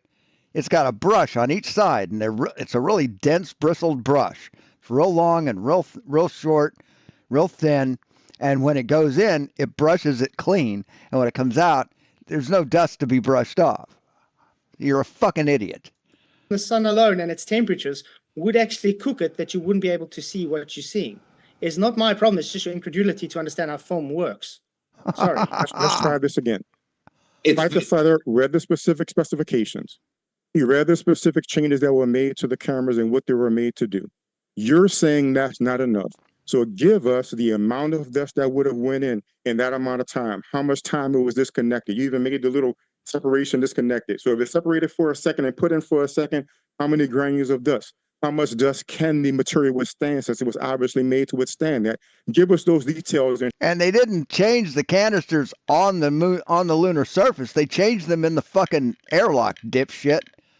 They changed them in the craft. The thing held 200 shots. You know how long it takes to take 200 pictures with a film camera? And show us that what it would have impacted is over its tolerance level. Let's see that. Okay, moving the goalpost isn't going to work, but even 1 grain of dust would impact the film. No, it wouldn't. 1 second, let's see those second calculations. of exposure to a vacuum would affect the film. No, it wouldn't. 1 split second of the radiation would affect the film. No, it wouldn't. Not if it's shielded, dipshit. And they take. Okay, and so have let's you see ever those seen an calculations. astronaut? Let's see that Have you ever evidence that seen would an have ruined it. astronaut? Have you ever seen an astronaut try and hold a hammer before? It falls out their hand. Now you're telling me they take a cartridge like this on his chest with ease and just quickly putting it back. I can tell you it's probably taking longer than 10 seconds to try They don't change it while they're on the surface, dipshit. get that cartridge on with those gloves. Each time they went out, they had the canister already set to go. That they can't even bend their fingers. There's a reason why they had to do adjustments and modifications on the lens, because they couldn't press buttons. Yeah. Yeah, so they had to design the buttons so they could be pressed. God damn it, you're stupid. Y'all flat. So the answer is you don't know. That's what the answer is. All this dancing around is avoiding the fact you don't know. You don't have the answers. So what's going on is Fight the Flat Earth gave details, and you're just giving these generalities about general cameras and how it must be. You don't know. You don't have it. So I think we should move on to another topic. But just quickly, if I can just respond with actual specifics from Hasselblad, they designed something specifically called the light-tight film magazine system. The film magazine system used on the cameras were completely light, tight, and vacuum sealed. This meant the film was always enclosed in a protective environment, even when detached from the camera body. When the astronauts removed or attached the film magazine, it remained sealed, preventing any exposure to light, vacuum, or temperature extremes. It had a quick release mechanism, which they say allowed for astronauts to swiftly remove and attach magazines without any risk of exposure. The magazines were designed to clip on securely, ensuring they remained sealed throughout the process. So again, a normal camera, you're going to be right, but they did not take a normal camera. They took a camera designed for the environment and for the bulky equipment that the astronauts were using. All you're doing is saying, well, we don't believe it happened because of how cameras work, ignoring the camera they designed to work in that condition. Okay, they did design the camera to work in those conditions. Thank you. Yeah. Hang on. And the film. Your description of what Hasselblad did is basically pretty accurate. They took away the viewfinder, note that, so they couldn't use a viewfinder. They took away the mirror, so they didn't use that. Yep, they just So they did replace the shutter button, the aperture. They also took those things away for weight, because a pentaprism on a camera, especially a Hasselblad, is fucking heavy. Ring and the focus ring with little levers, so that somebody in a spacesuit with big gloves, very inflexible gloves, could just push them. Yeah, they did all that. But the point that was being made, I think, was to do with how do you change a film on the moon? And it was explained. I know you did, and I explained it as well. I've used a Hasselblad camera. I know what they can and cannot do. You put a little dark slide in, which prevents the film inside the magazine from being exposed. You then push a little lever. The magazine is taken off, and you can put it away, and you can put another one on. Same process in reverse. The point, I think, has been overlooked, and I know that Darryl has mentioned it, to do with a vacuum on the moon. Now, what is the vacuum on the moon? Is it a hard vacuum? Can we recreate it here on Earth? Is it similar to the International Space Station? Is the vacuum on the moon many thousands of times greater or harder, I think is the correct expression, than at the International Space Station, and certainly harder than at the Kármán line, which is named after Theodore von Karman, who worked at NASA and wanted to identify where space began. The Karman line is only 60 miles above the Earth's surface, not very far away. The International Space Station, the vacuum level is harder. There's less pressure. On the moon, there's even less pressure because there's nothing to press with. There's no atmosphere, as we discussed. You get into deep space and you've got nothing there at all. So you've got a very, very hard vacuum. Us delicate little creatures, we're not designed for those conditions. Correct. That's why they use spacesuit. We have to. Okay, a spacesuit. Yes, obviously. Now, many years ago, I've been doing this, you can tell, for quite a long time. Not very well, apparently. Well, okay. This was fairly soon after Chernobyl, 1986, I think, 86. Hang on. Just don't interrupt me, please. I don't interrupt you. Don't interrupt me. It's bad manners. You mustn't show bad manners. You must be polite. You're doing it again. Stop it. Let's hear from Marcus Allen. Thank you. Chernobyl. When you're ready. Major nuclear power station meltdown. So I thought, whoa, hey guys, we got an answer here. These spacesuits used on the Apollo moon landings could obviously protect astronauts from the radiation and all the stuff in space. So I contacted the manufacturers of those spacesuits, a company called Hamilton Standard, and I said, could these spacesuits be used by technicians to go into Chernobyl, and now 3 Mile Island, and now Fukushima? Could they protect from the radiation conditions in those power stations? And they said, we built them according to the specification provided by NASA. You better address your question to them. So I did. And I'm still waiting for the answer. So I don't know if they can or not. NASA are not about to say so. Oh, you're still going on. It's okay. So could the spacesuits be used here on Earth in those conditions? No, I hear you say it's different sort of radiation. Is it? So you've got this idea that radiation is all these sort of different frequencies, which it is. I do want to switch it over. I think you asked him a question. But primarily. Oh, he asked the question a while ago, James. I've got the answer for the first question he asked, but then he's just rambled for about 10 minutes. I think, what was the most recent question you just asked? It was only about 5 seconds ago, Marcus. After the first question, I've ignored everything else because I deal with the question at a time. So I'll just respond to the. Okay, Craig, can you use the suits in Chernobyl? That wasn't the first question. I've ignored everything he said after the first question. The point was about the radiation. Can you use the suits in Chernobyl? It was several questions, and I will answer the first question, and then he can ask other questions. So just a stupid question from Flatzoid. So the first question was what's complete non sequitur. The difference in the pressure of the vacuum on the moon and next to the ISS. Number one, hard isn't a science term. I don't know why you would say that. Number two, yes, there is a difference. On the moon, it's about 10 to the negative 12 torr. But the ISS is about 10 to negative 7 to 10 to the negative 9 torr. So yes, there is less pressure on the moon than Earth. So what was the next question? So what's the answer to that? First question, I ignored everything else you said because I was just focusing on the first question. So what was the next question? And then I'll answer that. But there's something that follows that, so you have to give an answer to it. No, I do one question at a time. So that's the first question. What was the next question? You didn't answer it. You haven't answered. You're just giving numbers. It is. Wait, you're saying it is less pressure on the moon, but he had a specific question to why. What happens? Just to be sure, we got one person at a time. Yeah, just to be clear, his question was, is there less vacuum on the moon than by the ISS? That was a question. So I have now answered that question. I will now ask for the following question. Mr. Allen, what was your next question?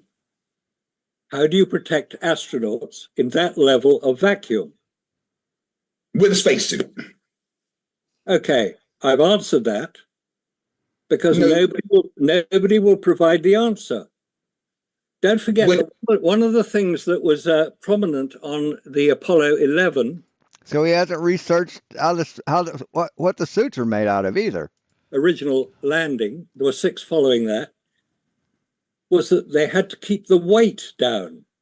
guess what they did? They counted every stitch on those spacesuits. You got to take on every stitch. They knew. Hang on, stitch on a spacesuit. How do you ensure that pressure is maintained through a stitch, let alone a zipper? I don't know, a sealant of some kind, maybe. The zipper's the killer. Are you aware that the scuba suits exist that stop pressure in and out and stuff as well? Mate, scuba suits work on incoming pressure. That's different. Yeah, That's pressure going out. No, there's no difference in pressure, dipshit. Outwards. Do you know what my pressure God. would be on the surface area inside of that suit, of that spacesuit? I think there's maybe a little bit of feedback. Maybe that's what I'm hearing, but I can't tell if it's feedback or if it's someone else trying to speak. I'll give you a chance to, Craig. There was multiple layers of insulation with multiple types of stitching that were designed specifically to keep pressure in. Just saying I don't believe stitching could do that without looking or presenting the specifications is irrelevant. Mr. Allen, you seem to have jumped questions again because you said about the pressure and then you asked something else about the suits. Just saying you don't think they would work with no evidence isn't really something that can be engaged in with discussion. If you would like to talk about the technical specifications of the suit, then that's absolutely fine. But you obviously don't know them because you wouldn't have said that. They were designed to keep that little pressure difference. Is a zipper airtight? They can be, yes. In a vacuum, a zipper. Yeah, there's zippers that can be airtight. Yes, absolutely. Can you show us these zippers? Would you like me to show you the manufacturer of an airtight zipper? I can do that if you like. Yeah, show us testing an airtight zipper, please. Oh, no, so now... Here we go. Airtight zippers. Airtight and waterproof zippers. And zippers be airtight. YKK airtight, watertight zippers provide solutions in situations where access is needed, but also where effective barrier between water, gases, chemicals, liquids, and other substances is important. Now you've changed it from showing me an airtight zipper to testing an airtight. I love how you just moved the goalpost there, Fat. The reason I'm asking, can you show them? Because a lot of products make. Wait, I'm talking. A lot of products make claims. A lot of products make claims that's not actually true. That's why when you ask for manufacturing demonstrations, it's to show their product holds true. I can easily say I make shirts that are unterrible, but if they're not tested, you can't prove it's unterrible. I can show you videos of spacesuits being tested. James May wore one in a vacuum chamber and it worked. He didn't die. With the videos of it. Sorry, with the military guy standing in the same chamber as him, just with a face mask on. The military guy standing in the chamber outside the chamber he was in, you dumb motherfucker. In the same chamber. He was. No, he wasn't. They were outside the chamber where he was in the chamber. You can see the water boiling in front of him, even though there's no temperature change. You can see the things around him reacting to the pressure. God, what an embarrassment, Flatzoid is. Pressure change. He was in a vacuum chamber and there was nobody else in it. What you just said isn't a lie. That glove was attached to an air hose on the wall. The water, you can easily have bubbles pushing from underneath. And is that how it works? They literally had a so just personal incredulity again. Military man standing in the chamber with him with the mask on. Show me the video of him in the chamber. Yeah, I've gone through that in a video. I've gone through that video in a live stream, and yeah, it's bullshit. Where is it? That video doesn't exist because that didn't happen. So he's just actually like that. He's just giggling like a goon because he thinks he's got it. Are y'all still? He's about to pull up a video right now. Yeah. Darryl, please. Video Flatzoid. Okay. No. Let's let him finish. Yeah. I mean, I'd love to see a military man in the same vacuum chamber as James May when the chamber's on and active. Yes, please, Flatzoid, show your proof. This is going to be sweet. I guess he's just searching for a non-existent video. No, I've got it. I just want to share my screen. Yeah, okay, please go ahead. It's going to be funny, guys. Ready for the share. It's going to show a military man in a vacuum chamber. Wait, I got it first. Or is it someone outside of the chamber? Who knows? No, it's really... Also, one thing you got to consider is this is from the American Society of Cinematographers or whatever. Several considerations determine the selection of relatively low-speed color films employed in the lunar landing mission. Previous Apollo flights in the lunar area, for example, had recorded specific radiation levels, or studies of the radiation effect on film conducted here at the Manned Spacecraft Center, including Kodak's Rochester facility, had indicated that high-speed films accentuated the fogging effect created by the exposure to radiation. This, in conjunction with the relatively high-lit levels of daylight surface on the moon, indicated that the Kodak Echtachrome MS color film with an ASA index of 64 would be the best choice for lunar filming. So, yeah. Can you see this? Yes. Okay, let's quickly go. Yeah, I don't want to really, because I'm scared of copyright, because BBC, but I'm going to do it like this. So you can actually see. Yeah, it's muted and stuff. But do you see he's like this? Because I've actually got copyright strike for this video before when we went through it. So you see he's standing there. He's going inside. There, she's going to close the door now. With him inside, you can see there's the glove behind him. There we go, with James May and the other guy. Closing it. You see that door on the other side there, Flatzoid? There we go. See the door here? See the door? See that hole right there? That's part of a door. With James May and the other guy. That leads to another. See, he's even standing in the doorway, dipshit. He's even standing in the doorway of the room, of the non-vacuum room in the chamber. You stupid motherfucker. Closing it. Oh no! Now they're doing the valve release. Right. You don't think that they went into that other room before they did that, dipshit? Oh no. Oh, what's going on? There's the guy standing with him and the glove. Oh no. The Tide glove with no hose going into it. What do you have to say? What do you have to say? Well, the guy wasn't just not wearing anything. He was wearing protection. He only had a gas mask. He only had an air breathing mask. That was it. So what was the use of his spacesuit? To show that it works in a vacuum chamber. But you said there was gas mask. And that clip that he showed was before they went in, before they turned the vacuum on. See, he went out of order. He's very dishonest. The people just have normal military-grade gas masks then? They don't need spacesuits? They had stuff that because they don't need a spacesuit for that. They're just showing that you know what happens in a true vacuum? Wait, do you know what happens in a true vacuum?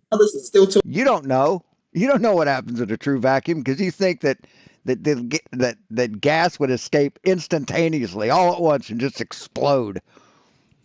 They were using equipment. If you have a pinhole. That was also suitable to be in a vacuum chamber. Bare skin, suitable for a vacuum chamber. Are you smoking pot?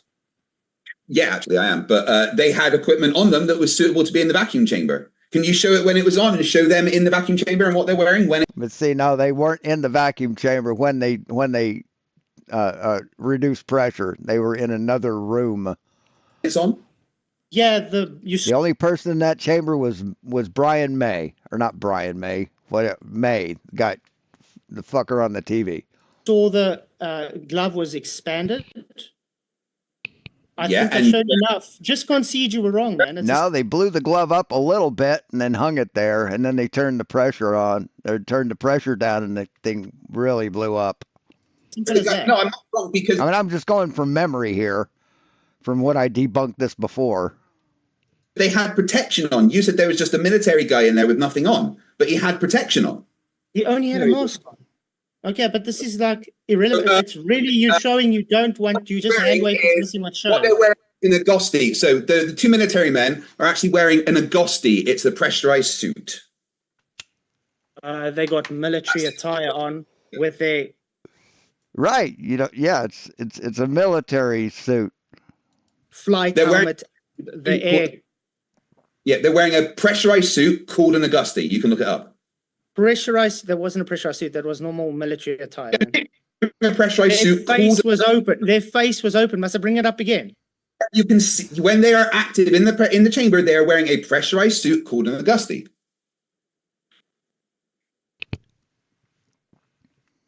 And I don't remember enough about it to like refute anything that's being said from here on out. I'm just going to hang back. I'm just going by memory. Come on, James. I don't know why we have to keep going through this, because you were just shown wrong because you said I can't present what I maybe that was him. claimed. Well, you claimed protection. There we go. There's the guy standing with normal military attire. Which guy? That's Yeah, can't you see that? There's the guy's name on his tag. Yeah, that's a pressurized suit called an Agosti that he's wearing. This. Where? Show me. That doesn't look like a pressurized suit to me. No, FTFE. They're getting them ready, and they go outside the chamber to when they reduce it.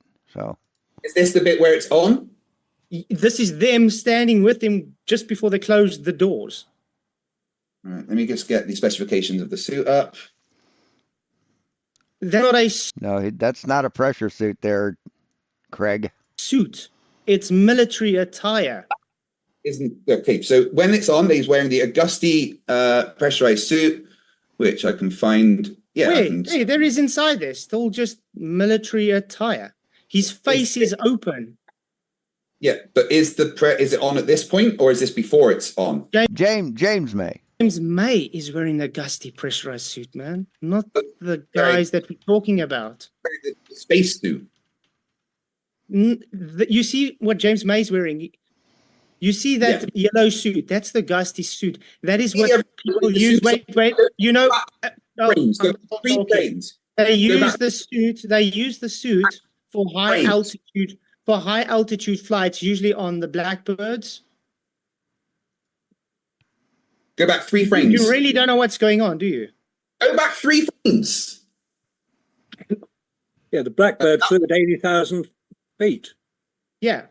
That's 16 miles up. They had to have pressure suits because there's no atmosphere. When they turn it on, he's in a suit. No, he's turned it on. You saw his hand, unprotected, by the way. His hand, as he turned the knob. That was outside they were doing that. That wasn't inside the knob being turned. Why are they wearing these gas masks if there's air inside there? That's really odd. Look, his hands are unprotected. His hands are unprotected. It's open. Right. That's before they turn the pressure down, Flatzoid. There's nobody in that chamber when they turn the pressure down. This helmet, that's an empty helmet. No one's wearing this. Face is unprotected. It's open. That's not gloves. Oh, it's not actually even on there because this the water's is desperation. Yeah, not on yet. Boiling there. Now they're going to close them in there. What suits are they wearing? Oh no. There we go. Unprotected hands. Remember, they already closed it now. Unprotected face. There we go. They're closing. Look. There we go. Unprotected faces, unprotected hands. So what you going to say now? There's his hand. I just saw his hand. Wait. Going to see his hand again. There we go. There's the guy's hand. Yeah. Go back 11 frames. It's not on there. Got it. So. There, his hand. The guy's face. The guy's face. Are we going to moan about something that's showing on screen and you're denying it, or are we going to get to the actual topic at hand? Or we could do this. Where are the two guys, Flatzoid? Where are they? Where are they, Flatzoid?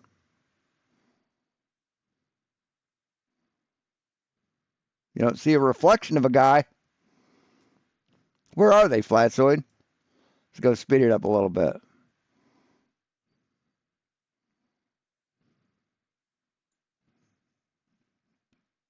See, there's a dual chamber. But if you look,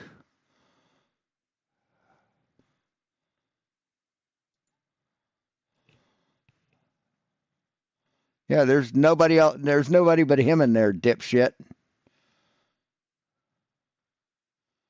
Nobody but him. They haven't actually done. I'm sorry, I'm done with this. I've shown you wrong.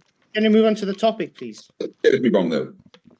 I like to ask Flatzo something in the hopes to be an example for others to Yeah, it's highly edited, very chopped up. To stop this from even being presented anymore. But you had mentioned that the second law of thermodynamics means that they couldn't have gone to space because the air would escape into space.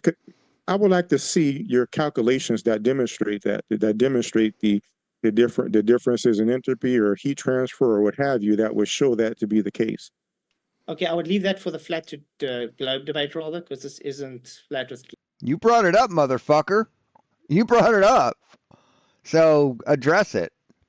And yeah, if you ignore gravity, sure, you'll say something stupid like that. No, because that debunks in this debate. Mentioned it here. Well, so let's see the calculations. Again, that shows obfuscating from that the point. second law- Whoa. Keep to what we just shown on screen. We try. So try and get out of providing evidence, right? You said you're going to provide evidence, right? Remember that? Remember when you said that here? It says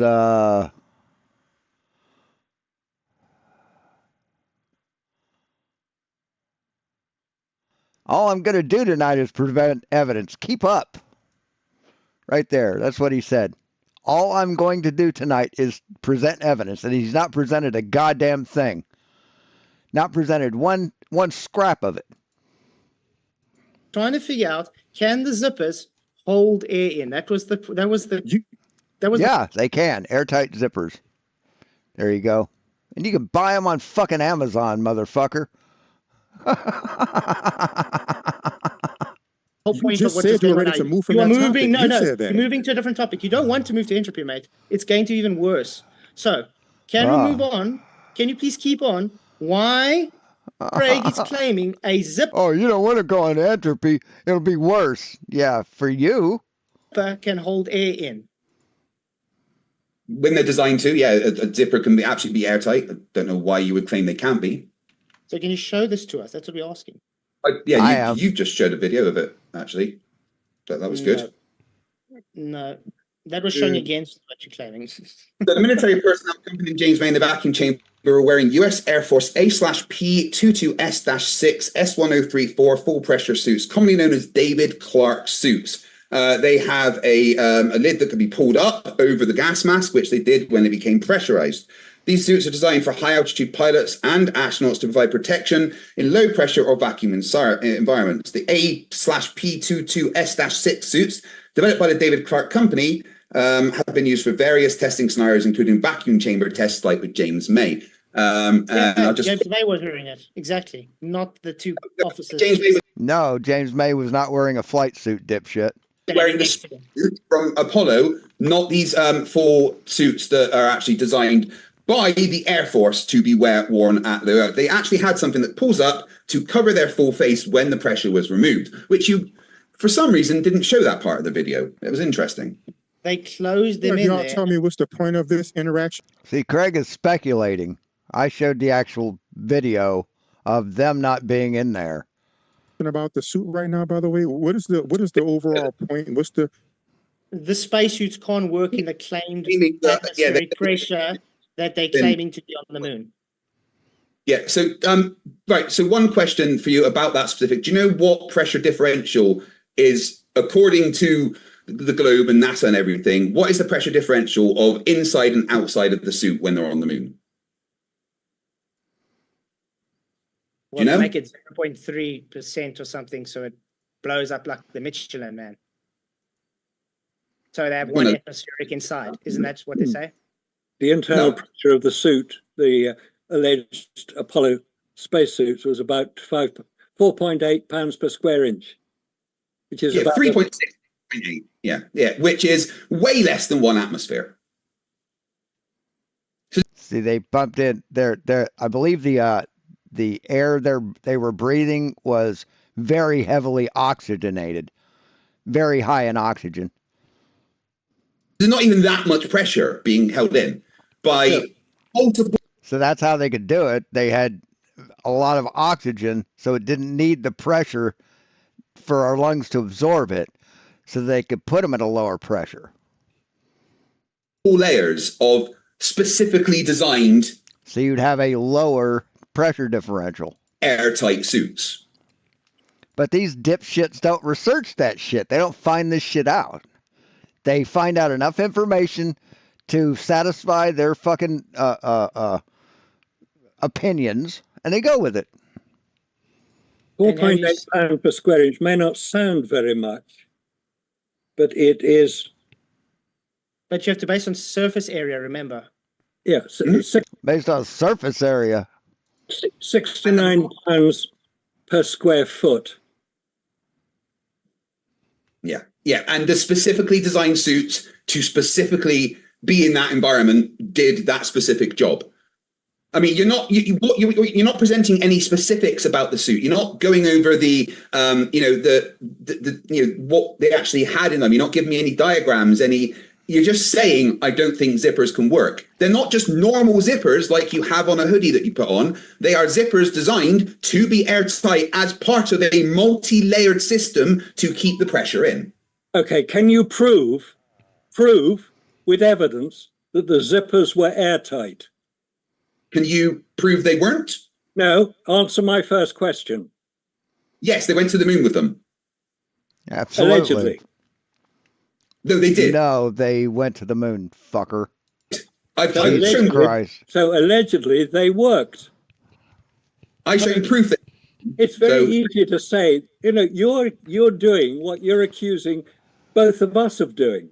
No, I'm not. I showed proof. I've shown my proof that they went to the moon, and you went, nah, it could have been a remote control. That is just circular reasoning and constant denialism. You didn't engage with the evidence of the fact that it reacts to an environment with no atmosphere and an environment with lower gravity. You ignored that completely and just started conspiracy nonsense about, did you see a person get into it? Was it a remote control car? Did their arms move as you would expect? Well, yes, they moved exactly as you would expect on the moon with that buggy. And it wasn't an environment with low gravity and literally no resistance to the particles coming out the back. Those rooster tails cannot happen on Earth. Simple as that.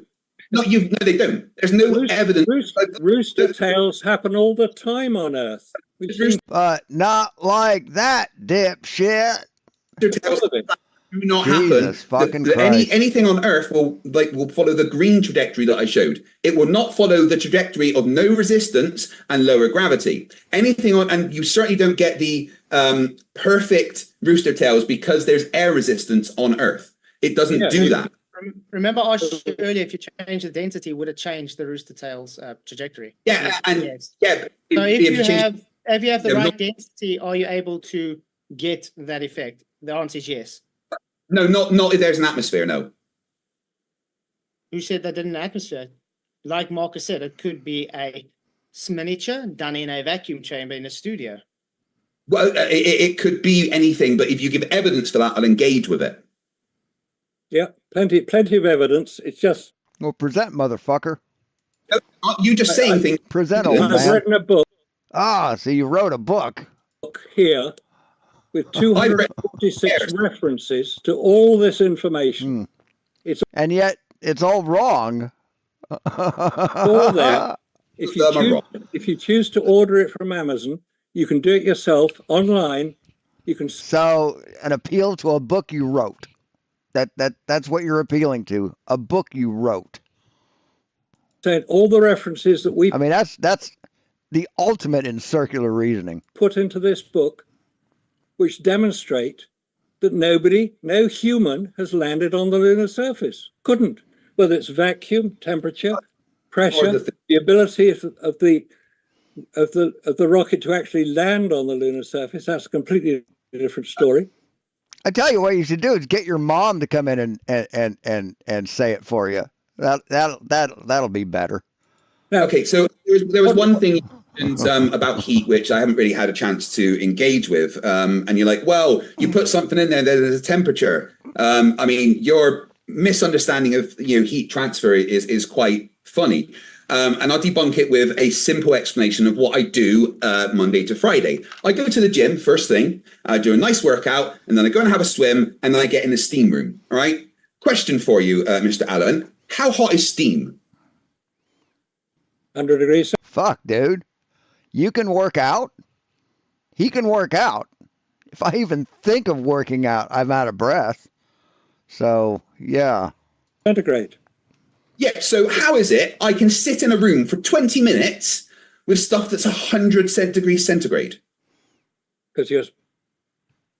Convection. What? Convection? Oh my fucking lord. Listen to the little mouse trying to be smart. Trying to be smart people. Thank you. Convection. Because the total temperature you're sitting in is not 100 degrees centigrade. It's the steam is 100 degrees centigrade. Ah, right. So how come I can sit with that steam touching my body all over, me breathing in that steam, and, living in an environment of steam? I mean, he might as well just said asparagus. Without boiling at 100 degrees. Wait. It's not steam by the time it gets to you. If you had to go to that pot of steam, I guarantee you'll burn your skin. Where you're sitting, it's the humidity that you're breathing in. It's not the steam itself. The steam is... Oh my God, listen to him. Steam is in the entire room. It is a steam room.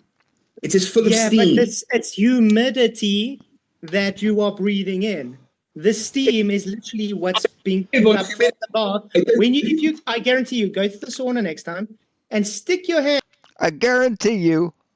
Yeah, that's what liars say.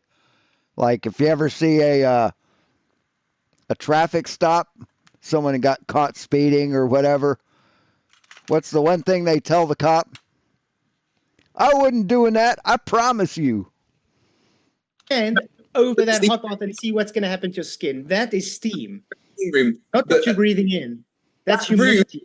Full of steam. That steam is touching my body. It's not just steam there. The whole room is full of steam. And the steam is 100 degrees centigrade. Yet I can stay in that room for 20 minutes, go and have a cold shower, come back and be in there for another 10 minutes without boiling. The same applies in space. The reason I don't boil is because there is not a lot of steam compared to the total volume of that room. Oh, come on, Craig. And the suits had goddamn thermal properties, had a fucking cooling system, man. Jesus. There is gaps between the steam. Now, in space, there is so little to transfer any heat energy that you don't gain much.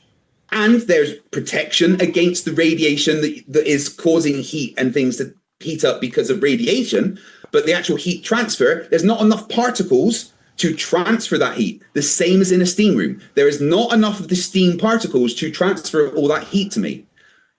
It's as simple as that. Wait, so the heat, let's say if I take a blowtorch and I hold it far from you and you just feel a bit of heat. That's with atmosphere. If I have no atmosphere, you're not going to feel any heat.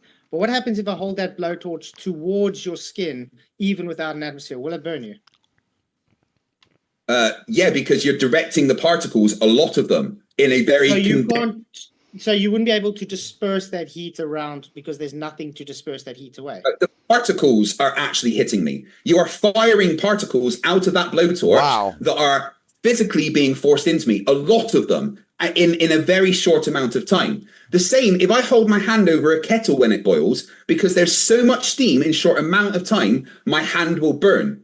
That steam is the same temperature as the steam in the steam room. There's just less of it in the volume to transfer that heat energy to me. In space, there's even less stuff to transfer heat energy. And things rotate in space as well. Like, for instance, the ISS, it gets heat energy from the sun because of radiation, but then the other times when it's facing away, it radiates that heat back out. It's, in space, radiates that heat back out into what? You said there's no atmosphere. Yeah, but radiation, infrared and things like that. Yeah, it does. I mean, that's why we have a We're talking about here on things Earth. away. Yes. Can I go ahead and Exactly talking, and he's Darryl has not, as if he's the most important person on the room. Okay, carry on. All right. No, I was just saying. Ask Flatzoi for those equations now. Like, go Okay, ahead. there's two people speaking still. Go ahead, Daryl. Yeah, sorry, Darryl should talk. Go ahead and show us the actual understanding of how the second law of thermodynamics would do that in the language of second law of thermodynamics. Let's see those equations and values and so forth. Sorry, we were talking about pressures now and heat transfer. Okay, entropy. Do you believe entropy that according to entropy, a open system will hold gas into that system? Gravity. My understanding is you don't actually Yeah, have that. with and you're trying to gravity. I don't change need it. to bring up Gravity, motherfucker. Gravity. You ever heard of it? equations. addressing I'm that, is that asking correct? you a simple, basic, logical thing based on second law of thermodynamics. If you have a separate open system, which is low pressure, if you open a system which is higher pressure inside and open that, will the air evacuate into the available system? Will entropy increase? What I'm understanding is when you said that the second law of thermodynamics dictates this, you do not have the equations, you do not have the math, you do not have the backing in that language. Well, you haven't given me a scenario to give.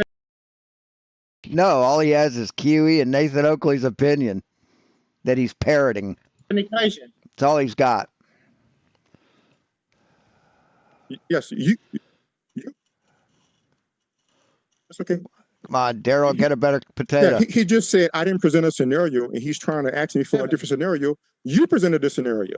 You said that the atmosphere would escape into space, so we can't have gone to the moon because if the Earth was a globe and so forth, the atmosphere would escape. So I'm asking you, according to the second law of thermodynamics, to present that in the language of second law of thermodynamics, show us the equation, show us the math behind it, and let's see that. Or will you just admit that you don't have that and you're just claiming stuff, or just repeating what you heard on a meme or something?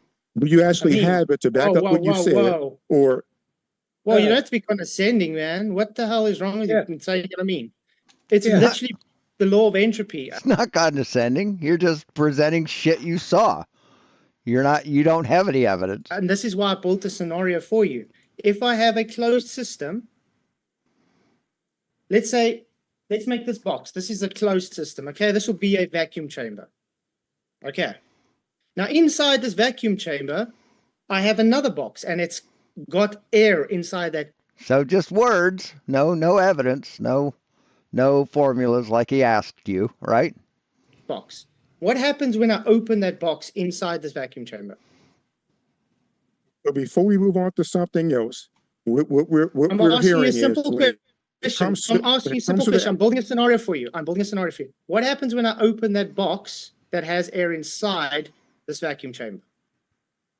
So what we're understanding is when it comes to the atmosphere, when you say the atmosphere would escape into space, you do not have the equations, you do not have the math, you do not have the second thermodynamics backing to back that up in the language of, you're not answering is what's going on. So Flatzoid, he ended his live stream like way early. I mean, his live stream is done. He ended it. Could it be that he got so fucking embarrassed he didn't want his viewers to see it? Could be. You said the second law of thermodynamics. I'm asking you to present that. I didn't prepare math for this debate because it wasn't part of the presentation I was going to present. Okay. So you don't have it, so we can move on. That's fine. I'm asking you, what would happen if I had to open the box inside this vacuum system? It's very simple, man. If you're going to talk about the second law of thermodynamics, then I'm going to accept it in the language of the second law of thermodynamics. You're not presenting any equations, no math, no actual backing. You're just talking.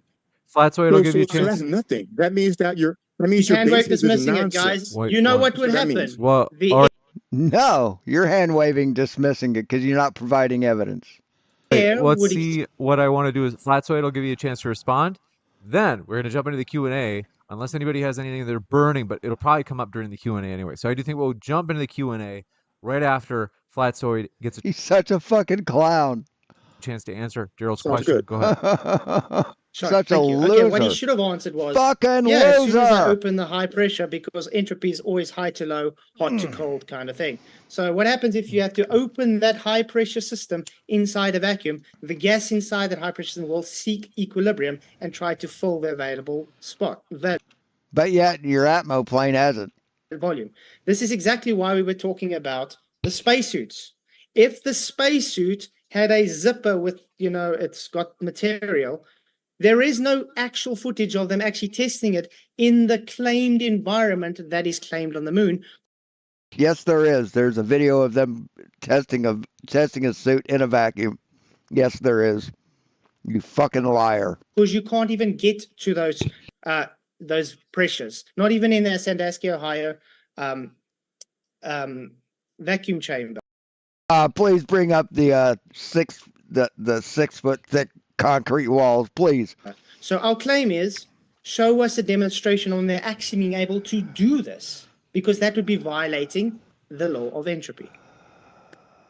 This is a great opportunity. We'll jump into the Q&A. I want to say, folks, do appreciate all of your questions. We're going to try to move fast. So if you guys have rebuttals, namely if you speakers have rebuttals, you can do that. Although if you can keep them pithy and also rare, then we'll get through as many questions as we possibly can.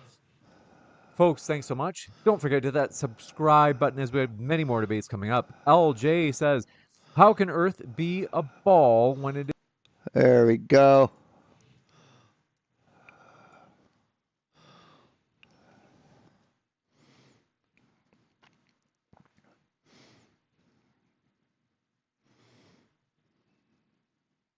Here's where they tested one in a vacuum. So, fuck you, Flatzoid. You're a loser. And he's seen this video. It's been presented to him. It is measured flat. So this may have come in before we switched the topic. Today's All maps are made from a flat Earth measurement. topic, we did a quick audible at the very start. All measurements are flat Earth measurements. Anybody want to, I suppose, or anybody except Flatzoid? I mean, you want to respond? Present the evidence that it's measured flat, and we can go from there. Wesley Grand Leonard says, Flatzoid, as a professional painter, what experience or education do you have to be considered an expert on topics such as science, space, and or physics? I was not always a spray painter, by the way. I was a graphic designer before that. I did imports and exports before that. People study various subjects, and people... Ooh, he was a spy. ...choose to go in a certain topic. I enjoy working with my hands, and that's why I do spray painting.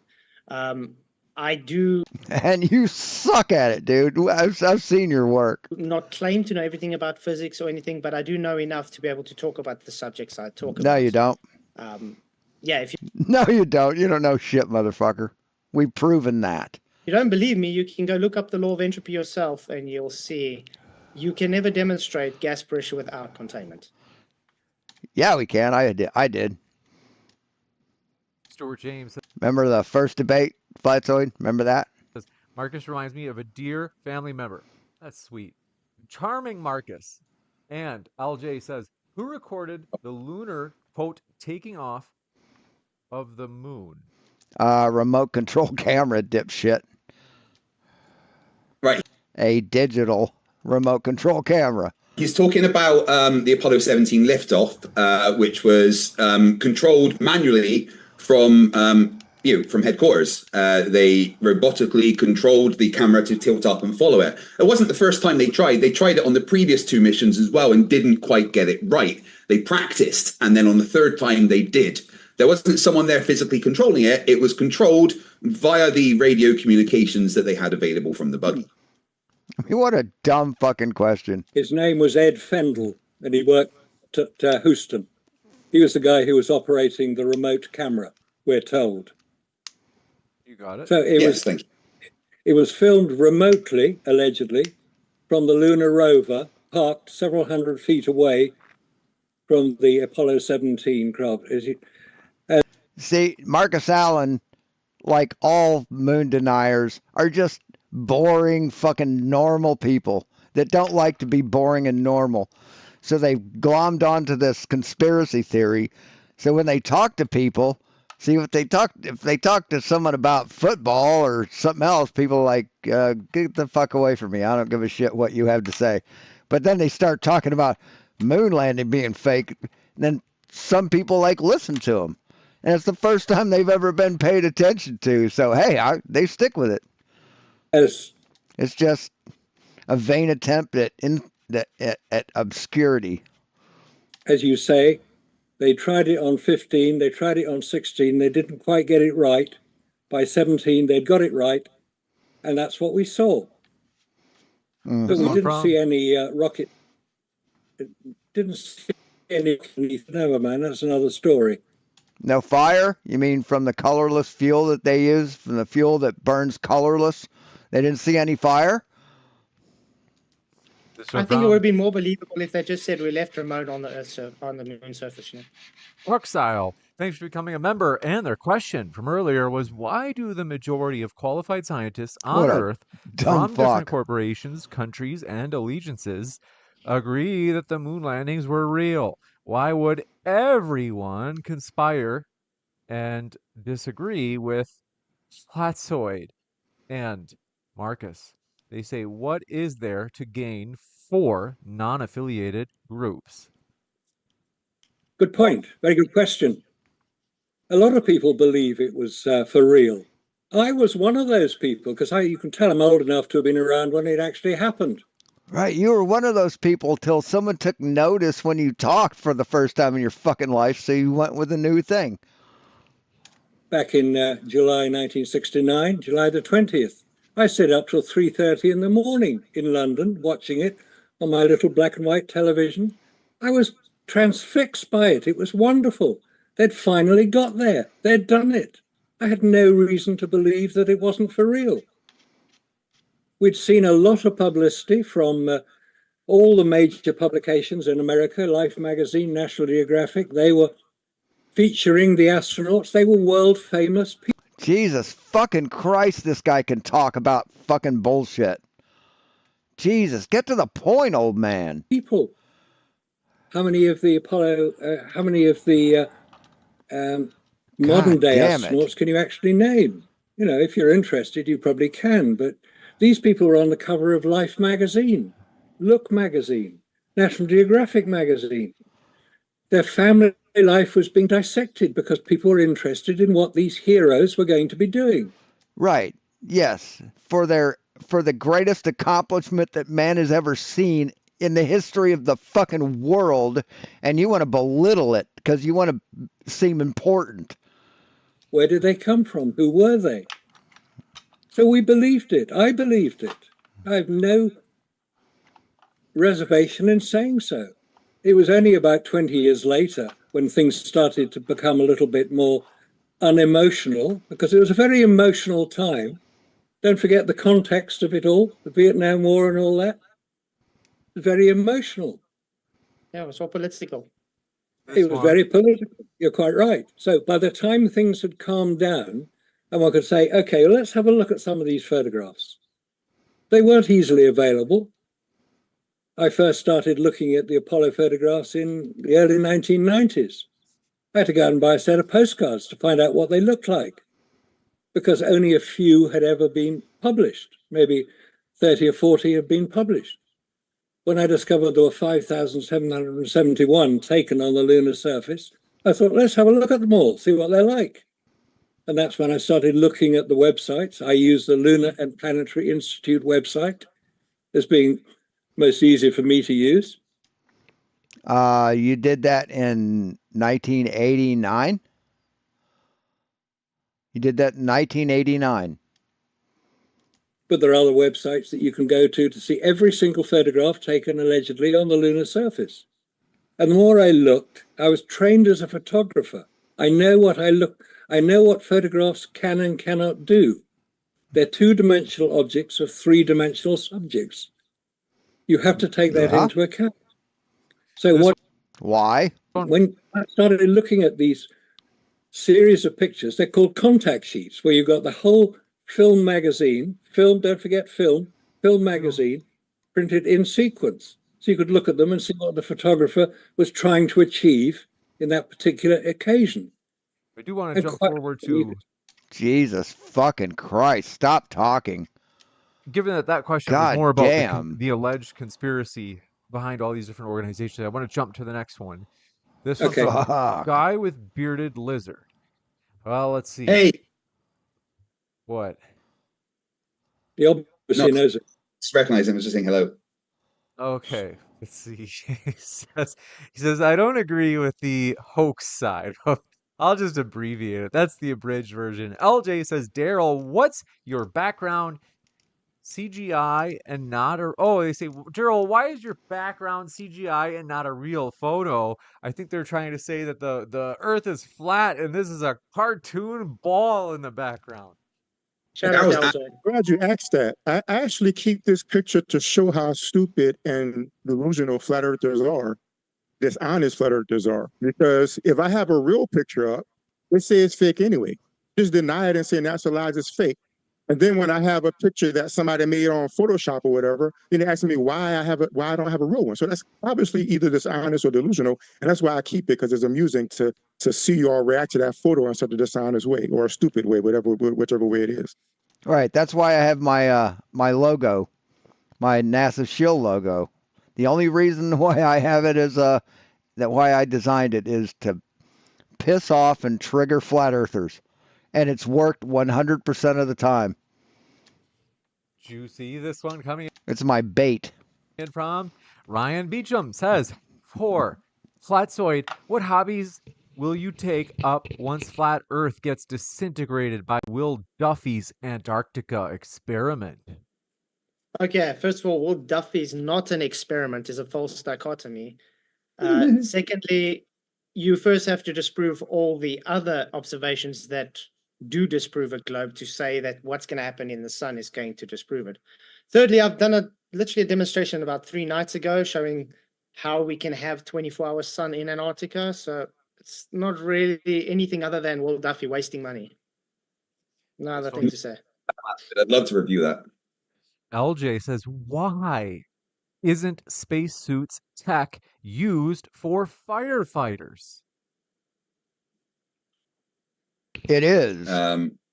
Because they're not designed to fight fires. They have stuff designed to fight fires that they wear instead. This one from DJ Moss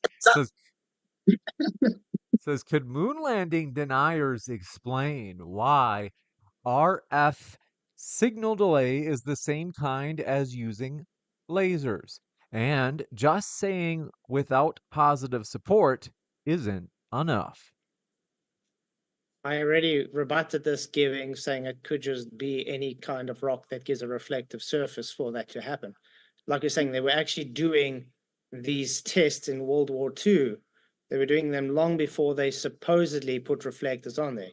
The issue is not just making us try and prove something that you guys made the claim that the reflectors are there. First prove that it's there before you claim people need to replace your burden of proof. And also another point to do with the laser reflectors. There are, I believe, something like 10 different locations for the Apollo 11 laser reflector that are provided by NASA and various organizations who should know what they're talking about. Some of them are up to 20 kilometers different. Surely they know where it landed. I mean, you had Michael Collins circling the moon in his command module. Didn't he take any pictures of where his mates were, where Neil and Buzz were? And you could then identify precisely where it was. Now, but you just deny that they were there at all. Just total intellectual dishonesty. The Mythbusters program demonstrated, rather inconclusively in my opinion, the use of a laser to reflect off the lunar surface. It was actually not real. That program wasn't real. It was conducted, I believe, at the Apache Point Observatory Lunar Landing Operation, Apollo, that makes. So guess So he took a bunch of words that sounded spacey and he put them together to make the acronym Apollo. Okay. what they were trying to do? Prove Apollo was real. Yeah, By VFX, using VFX. Yeah, They were using VFX to See, try. that's what they called it. That's what Mythbusters called their location to make it be Apollo, you dumb fucking old man. Prove something to be real by Jesus Christ, this guy's an embarrassment to old people. proving then it was just VFX. Yeah. And there they are, they're Jamie and what's his name, were watching the monitor, and suddenly they see a little spike. What does that prove? You've got to use a reflecting dish to absorb the returning photons, which take up to 8. Say what? You got to use a reflective dish to absorb the... No, that's not how reflections work, man. 8 hours to generate sufficient power. If it absorbed the photons, then it wouldn't reflect back, dumb fuck. For any signal to exist. And don't forget, the moon is rotating, the Earth is spinning, so you've got to have all... You know how long it takes for a signal to go to the moon and back? 3 seconds, 3.8 seconds. That's all it takes. Fucking idiot. The necessary equipment to move and to drive your receiving dishes. Did that exist? No. It was a television program. It was entertainment. And they were there to demonstrate that the laser reflectors were produced. Yeah, not on a television program, but they do have that equipment when they do it for real. Producing a result. Jesus well, anybody can do Christ. that on television. It's not difficult. It's called special effects. One thing that hasn't been mentioned, talking of special effects, a lot of the films that we see for Apollo were created using an optical printer. Now, anybody who's worked in film will know what an optical printer is. It does what a photocopier does with paper. It duplicates it as many times as you like. An optical printer will duplicate a film. It will remove frames, 1 frame, 2 frames, 3 frames. So if you shoot 11 frames at high speed, Flatso's familiar with removing frames. Get it back down to normal speed when you project it. It's not rocket science. It's the way it was done. Probably at Lookout Mountain Laboratory in Laurel Canyon, north of Los Angeles, where a lot of this was done, the special effects. They knew what they were doing. They still use that today with the layering when they try and actually use a mirror these days, where they actually mirror a object in the mirror and then it reflects onto another in there, and then it looks like it's laid on top of each other. They still do that today. So an optical disc duplicator, optical media. I'm looking up optical duplicator. Just to show you that I'm not lying. You can't see it, but yeah, it's optical duplicator. I got optical disc duplicator, media mirror plus duplicator. See, these are all for digital media, man. This is all digital media. This is not film.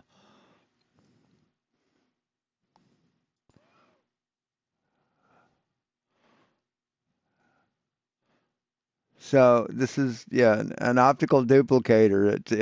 It's dealing with optical digital media, not film.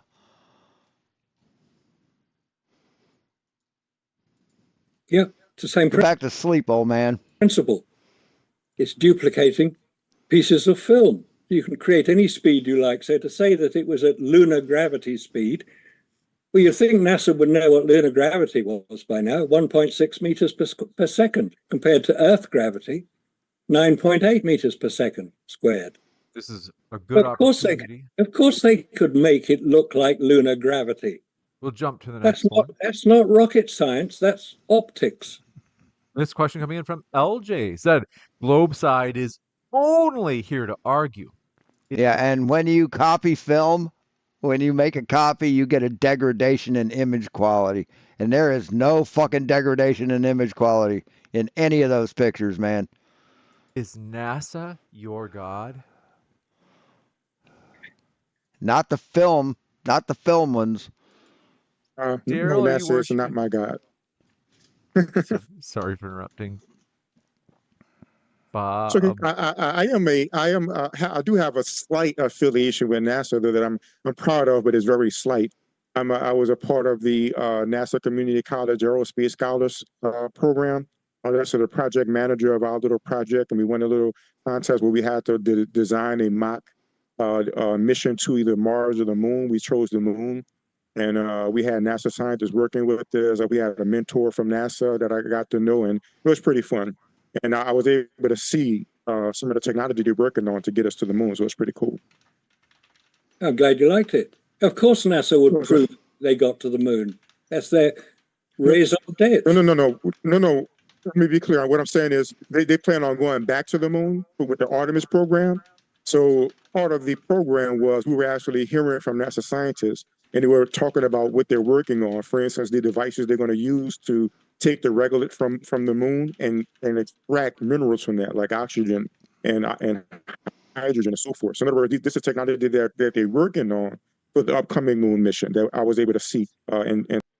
And also when they go to if they want to set up what's it called, like a lunar station on the moon, they're going to take that regolith. They're talking about having vehicles that are basically 3D printers. It's a mobile vehicle-sized 3D printer head that collects the regolith, processes it, adds a chemical to it as a bonding agent, and that's how they make their bases. They just use the surrounding material. Go on Matters now. Go to On Matters now. And talk to the scientists that's getting that together. This one Yeah, coming in from it's compartmentalization. Maybe you should show him my bit of moon. Yeah, they're doing an after show. I know that. Rock. Remember about 25 years ago, all the NASA moon rocks were stolen. Somebody walked in, took the filing cabinet in which they were then stored, put it in the back of his pickup truck and drove off. All 840. Wait, what's this? What did he say? The scientists that's getting that together. This one coming in it's from compartmentalization. Maybe you there it is, compartmentalization. There you go. should show him my bit of moon Knew it rock. was coming. Remember about 25 years ago, all the NASA moon rocks were stolen. No, they weren't. Somebody walked in, took the filing cabinet in which they were then stored, put it in the back of his pickup truck and drove off. All 840 pounds of it, 200. See. Were the NASA moon rocks ever stolen? In June 2002, 101 grams of moon rock were stolen from the Johnson Space Center by interns Thad Robertson and Tiffany Fowler. So, 101 grams. Aw, yeah. How many pounds did he say? Took the filing cabinet in which they were then stored, put it in the back of his pickup truck and drove off. All 840 pounds of it, 200. 840 pounds. No, 101 grams, man.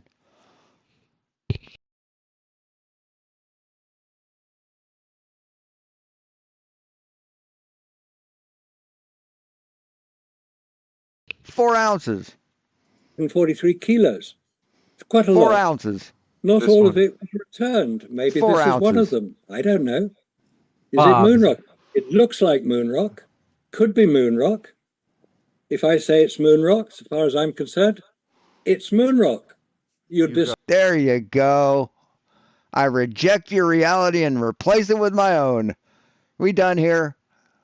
We're done here. Debate's over. Debate's over.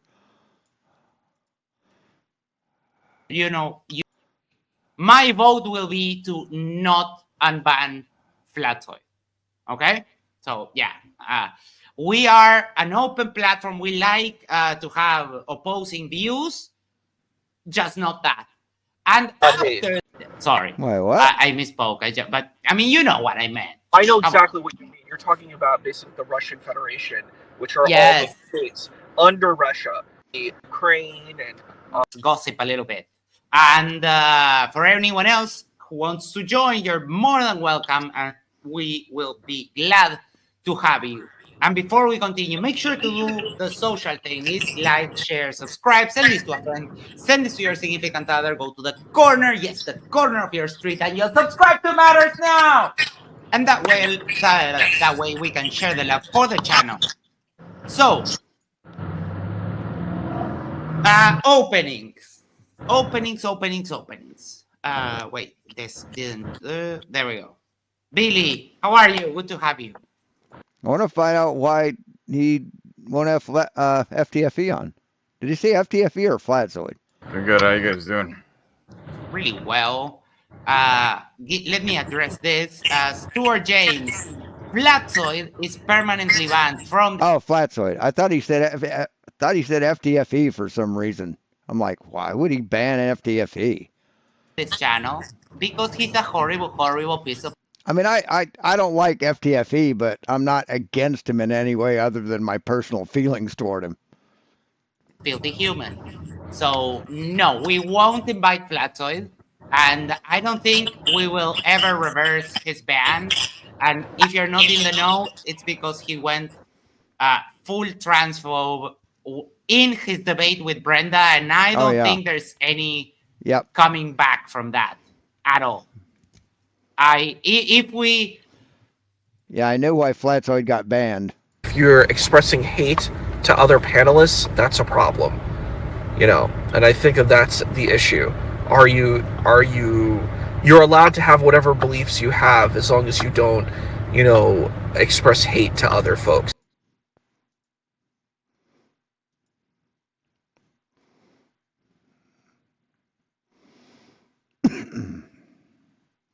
I'll go on.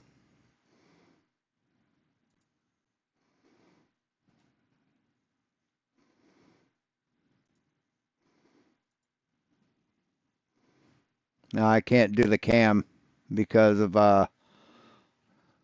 OBS. I can do the microphone.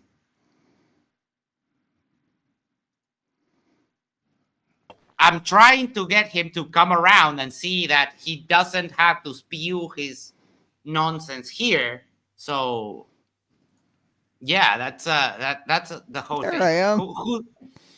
Hey, Sean. Hey, how you doing? Hustol Halik says, Max is such a powerful host, we can hear him 4 times in a row. Yes. And I'm happy because I'm finally wearing t-shirts. It's not cold. The sun is out. Spring is settling in, and that's wonderful. All right, Billy, let me hand it over to you.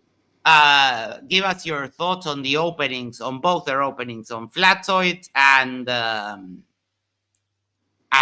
Marcus. I just wanted to say that it was pretty cool to see David Wood come here, and I'm looking forward to Mark Reed and him debating maybe in January. Yeah. So yeah, that was pretty cool that Issa got him to come on the show. That was pretty cool. But now back to Flatzoid.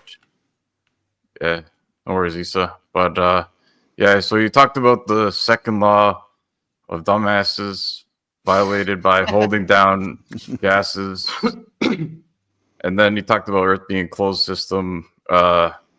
Astronauts didn't always see the stars because of depending on. I'm not gonna say why, but he didn't take anything into account why they didn't see the stars. But that's what he said, and then questioned the photos, and a lot of the other stuff I felt was off topic. I stopped taking notes after that. Yeah, it's so boring that it's not even engaging to. Yeah, I had the exact same thing. Isa, you said you came in late. You didn't watch the openings. Sean, give us your thoughts on the openings on the hoax side. Well, they didn't do their research on the film. The emulsion was specially designed for the vacuum of space. They use a lower resolution of film, or not a lower resolution, but a lower ISO, 64 ISO. So it had less tendency to get fogged due to its low ISO. But yeah, an interesting thing. I'm talking to Flatzoid on Discord, private messaging him, and he said I'm going to do nothing but show evidence. That was his prediction. So, and he didn't show any evidence at all. As a matter of fact, Darryl said present your formulas, present your math, and he couldn't. So. Oh yes. Yeah. After we're done with the after show, I'm going to save that clip because I love it when Darryl says, "Okay, show me the math," and they run away. Yep. Who would forget? Well, show me the math, and with it going like, "No, run!" And now we have another clip of Flatzoid like, "Show me the math." No, I don't have to show you the math. I just have to make a logical argument. Well, no. Yeah. Do the math. If you can't do the math, do the math. But referring to the openers, yeah, they didn't have anything. It was just the same old moon denying stuff. But when Marcus was talking about, sending rockets into space, Flatzoid just nodding right along. But he always says space is fake, but he's just agreeing with him. Yep. Launched rockets into space, satellites, they exist. Very telling. West Side Girl React says, to be fair to Flatzoid, the debate changed last minute because Marcus says the moon is real, just no humans. Yes. And that was, I was watching before the debate started on FTFE's channel that James realized that Marcus is not a flat earther. So he fumbled that. It was kind of James' fault, but he took the L on that. Unfortunately, they were ready to go. I mean, it's not hard. It's not too hard of a pivot.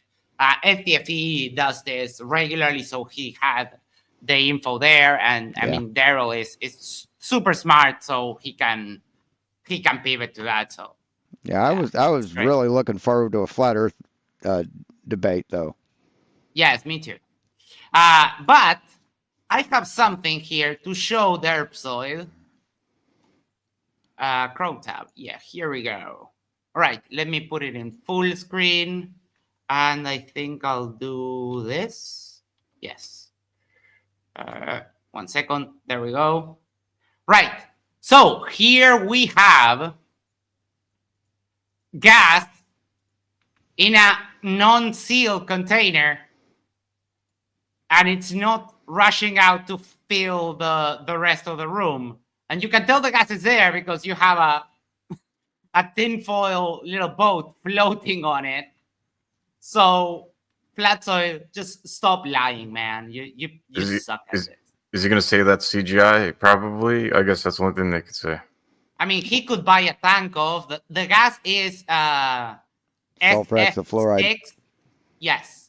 So you can look at that. It's falling down, going boom boom. Gas go down, go boom boom. Yes, and they grabbed the gas and then they poured it on the boat and it went down. Oh, Stuart James says Matthew Hakim. That's a guy. Oh, and this is a funny part because you know how if you inhale helium and speak, it gives you like that thin voice. If you inhale this gas and speak, it gives you a deep voice. So yeah. It's an interesting thing. And there you have demonstration of gas pressure without a sealed container. Go like over to you, Flatzoid. What's interesting? Debunk that. I had a debate with Flatzoid, and my burden of proof or my evidence that I was supposed to provide was showing gas pressure without containment.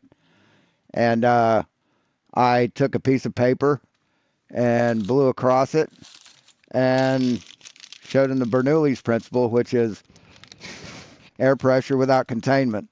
And he mocked me for that. And he matter of fact, he said that a flat sheet of paper is a gas container because it has surface area. That's what he said. Yeah.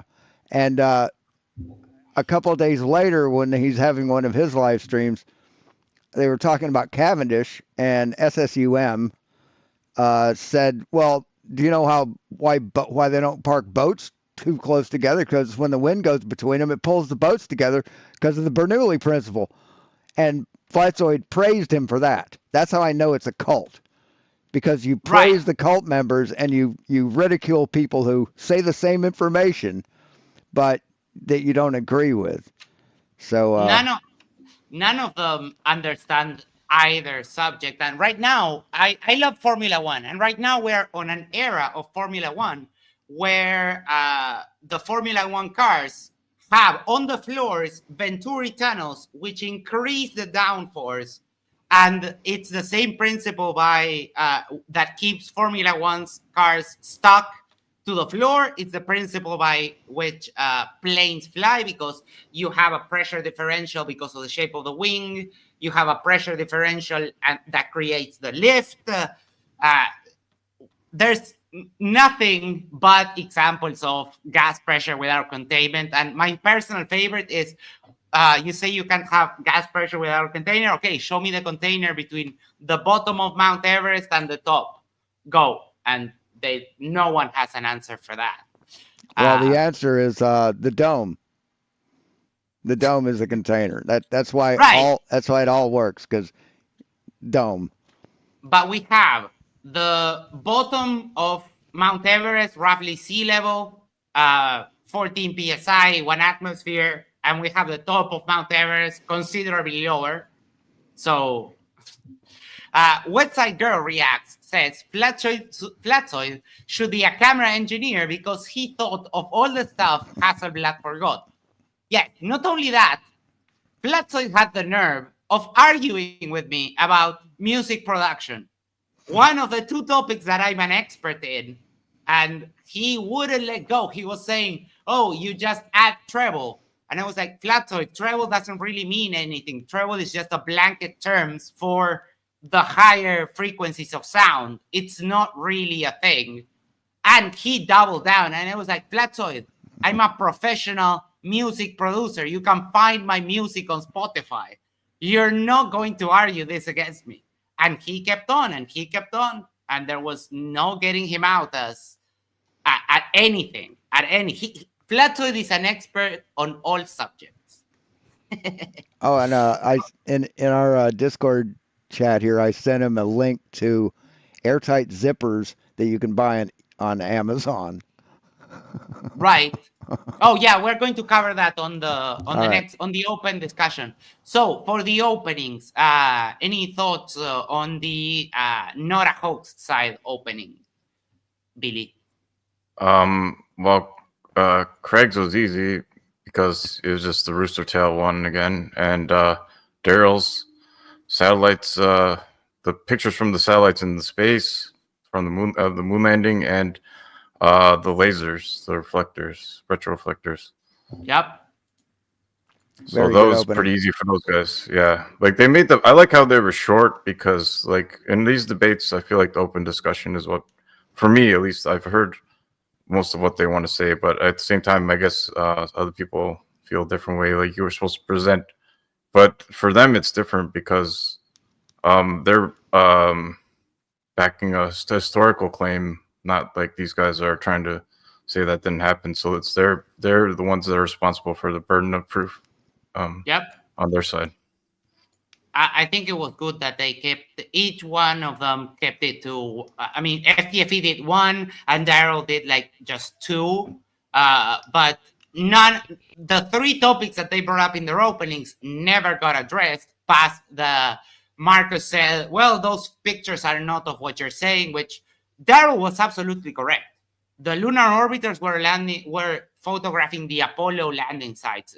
Marcus just flat out lied on that. So, Sean, give us your thoughts on the openings from the not a hoax. Very, very good openers. They provided evidence for their claim. They provided photographic evidence, data. Just really good. Just good. I mean, two guys are good debaters. Yes, they're both really good, and I love how Darryl just goes, "Give me the math," and they just run and squirm and dodge and. I wanted to hear him say the shucking and driving, but he didn't. He didn't say it. Yeah, but that's witted. No, yeah, that's witted. But you see Darryl, and he comes off as very personable and stuff. But if he needs to throw down, he didn't hesitate to call Flatzoid a liar, and I think that's perfect because Flatzoid is a liar. So yeah, I love that. Darryl is awesome. Darryl, if you're watching, he sometimes drops by. So Darryl, if you're watching, we love you. You're amazing. So then we went on the open discussion. And every time Marcus spoke, I had to slap myself in the face to prevent me from falling asleep. And I took a coffee before the debate started, and I'm drinking mate, which has caffeine. And I was still, like, every time Marcus spoke, I was like, oh my dog, let it end. Someone interrupt him. But he's so long-winded and brings up 100 points at a time. And then speaks so slowly that it's so I would never want to debate Marcus ever. Not because of that not because he's good or anything, because I couldn't tolerate him just like speaking at 2 words per second. And I think he needs a more formatted debate too, or else he'll just keep talking without anybody ever interrupting him. Like he'll just go, and he gets really annoyed when people interrupt him because he told Craig to shut up, but then he said, "Oh, you don't have any manners." But you're the one that told somebody to shut up already in the debate. But then he was saying about manners, and so I was like, all right. Yeah, it's hard to go in there, like to talk to him. That I wouldn't want to. Logical Hillbilly, that's an awesome name. Says Marcus is variable value. Yes. Remember he had a debate with MC Toon. I had scheduled the after show, and I was here sitting in my chair, and I started nodding back and falling asleep. And I became so sleepy that I canceled the after show and I went to bed. That's how bad Marcus is. Yeah, that was bad. That was a long one too. Yeah, that was horrible. Absolutely horrible. And Toon corrected him. Marcus brings up that he did the experiment, and MC Toon refuted all of his points. Like, you didn't have the same film. You had to put a lamp like directly hitting the thing in order for it to lose the color temperature and that kind of stuff. And he got refuted on all points and wouldn't acknowledge anything that was said to him. Yeah, like, I think he only got 2 things right in the debate: that the Mount Everest is the highest mountain, and about that hard vacuum. I had to look it up because I never heard anybody call it hard vacuum, but there's hard vacuum and soft vacuum. So I guess he was right about that. And with the Craig was wrong about that. Sorry. With the okay. James May in the vacuum chamber, those 2 soldiers were not in that vacuum chamber. It's a 2-stage chamber. They have a main outer door, and then they have an inner chamber, and then a chamber beyond that. You can see one of the guys standing in the doorway. Yeah, there's 2 doors. I saw that. And then when they show from the outside, when they start turning down the pressure, those 2 guys aren't in there. You got that empty helmet sitting on the shelf, but those 2 guys aren't there. They went into the other part. You kept looping it back to the beginning of the video, and it was like the gas pressure isn't even on yet, or I mean the vacuum isn't even on yet, and it was like, show us the part where we want to see, but he kept not doing it, and then he went. Or do we even know where that video is, or does somebody know that video? I've got it right. I've got it. Yes, okay. But we can't show it because last time I showed a clip from the BBC, we got demonetized. Yeah. So. Okay. If you want to share me the link, Sean, I can share the link to the audience, so if they want to check it out on their own time. But last time I showed the vacuum chamber video of Brian Cox with the bowling ball and the feather, and it got the whole video demonetized. And I didn't show the sound; I just showed a little clip. It was a nightmare. And that balloon. So you're saying that balloon wasn't blown up all the way? It was inflated enough to give it body. And then when they turned the pressure down, then it got bigger. So when Flatsoy showed that clip, it's like they hadn't even turned the pressure on when that balloon was showing. Right. So what I think the conclusion is that even when showing a video, Flatsoy lies, which is very telling. So now I was thinking about this specific thing while I was watching the debate, and turns out Mount Everest is not the tallest mountain on Earth. The tallest mountain on Earth is actually the Mauna Kea, which is 10,200 meters, but it's a mountain that is under the sea. So. Oh, yeah. Because I knew that there was one that was taller, but then when I looked it up on I shouldn't have trusted the ChatGPT. That's why I'm wrong. I mean, it's actually 2 miles above sea level, the peak of it, right? About 2.5 miles tall above sea level, right? And then that K2 mountain isn't that much shorter anyway. It's like not that really that much shorter than the Mount Everest. So, but I mean, yeah, whatever. Yeah, hold on. Let me see if I can find a picture. Mount Kea. Yes, it is partially submerged, and the peak is above water. Mount Kea. Why? It's showing me the Everest for some reason, but yes, from what I could see, it is partially submerged here, and it's in Hawaii. Mm-hmm. Pretty cool. Earth is amazing. So according to perspective, I should be able to see it from California if the Earth was flat.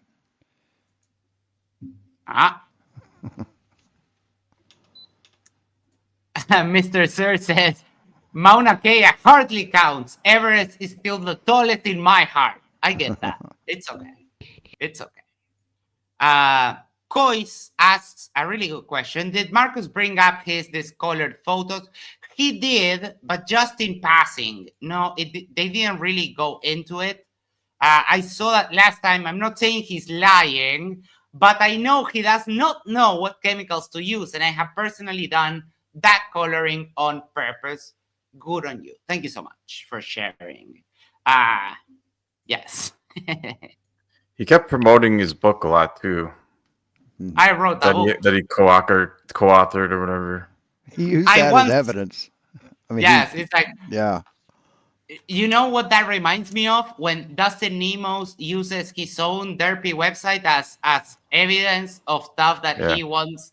It's like, you're so precious, you know nothing. Or like how he says he's undefeated and got an International Honesty Award. By whom, I wonder? His mom. I was actually my MOS, my military occupational specialty in the Army was 84 Bravo, a still photo specialist. And I've used just about every camera known to man in my life. And that it was especially interesting to me hearing Marcus talk. Mm-hmm. Pable73 says, always a comedic ride watching Flurps debating. Good vibes from Uruguay. So, a compatriot of mine. Hello! Welcome. Yes, and I debated I don't know if you saw, Sean, I debated a Flurp from Uruguay. The exact same derp. They say in English, they say in Spanish. But this one, there was one interesting thing. I asked him, why the conspiracy? Like, he talked about this deceiving thing, and I asked him, who are perpetrating this deceiving of everyone? And his answer was the military. Yeah. Hilarious, because the military in my country is pretty much a joke. We couldn't go to war with anyone. It's pretty funny. I love that no one can say my name, and yet coloring with a U, deal with it. So wait, it's not cozy? It's cozy. How do you have a way, or if you want to jump on and let me know how to pronounce it, I'll try to remember it so I can say it correctly. Yes. Coffee? The link is right there. Coffee, or I don't know. I don't know really. So open discussion. Let's start with Sean this time. Give us your thoughts on that. All they had was personal incredulity, and the anti hoax side had evidence, as usual. Yeah. It is quite hard to make an argument. I mean, most of those arguments that Flatzoid and old dude gave were just easily debunkable with 15 seconds of research on Google. Yeah. To me, the strongest argument will always be that Russia, if they had said anything, if they had seen anything shady, they would have cried foul. But they were listening in because radio encryption was still not a thing. They were listening into the transmissions with their dishes pointed at the moon. So it's not like they would have been the first ones to cry foul. Oh, yeah. If anything shady would have happened, because it was in their best interest to do so. And they didn't even make an attempt to say that it was fake just to see if it would pass, sort of like a Hail Mary, right? Mm-hmm. They could have saved every bit of money that they spent on their space race and just made it appear like they're competing. Forced us to go to almost bankrupt ourselves, and they could have exposed us as the frauds that they claim that we were, and taken over as the world superpower. The world would have rejected us. Every country would have been against us at that point, but they didn't. Yeah, they couldn't. Yeah, it would have been a massive scandal, and it would have benefited the USSR, or I'll just say Russia, because everyone knows what I'm talking about. They would have seen massive benefits from that, and it would have probably changed the world as we know it today. So let me read a couple of messages here. Misinformation agents on the thing that I said, that the flirt from Uruguay said that it's the military, said still makes more sense than the all-knowing they. Potentially, yes, because now we're assigned it. The problem with the claim that it's the military in general, and I tried to ask him that, but he got stuck on his dumbness, was that, okay, so all the military in the world is working together, even the militaries that are at war at this very moment. So you're telling me the military of the US and Russia are colluding to keep the shape of the earth from the public, while the US is sending weapons to Ukraine so that the Ukraine military can fight the Russian military? Yeah, that makes a lot of sense. I believe you, Mr. Fleur. Justo Halix says, watching you guys, I have a strong urge to grow my beard again. Go for it and come and show us. We have a very, very bearded panel today. I mean, we can even have a vote. I'll do that right now. We're going to have a poll.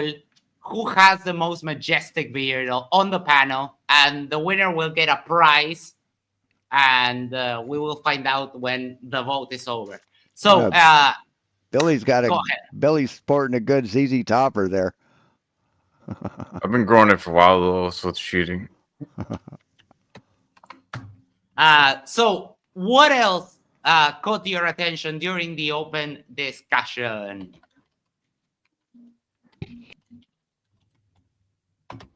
Anything else? Anything that caught your attention in the side chat or whatever? Just like let it rip. Oh wait, you talk. I can go. Yeah.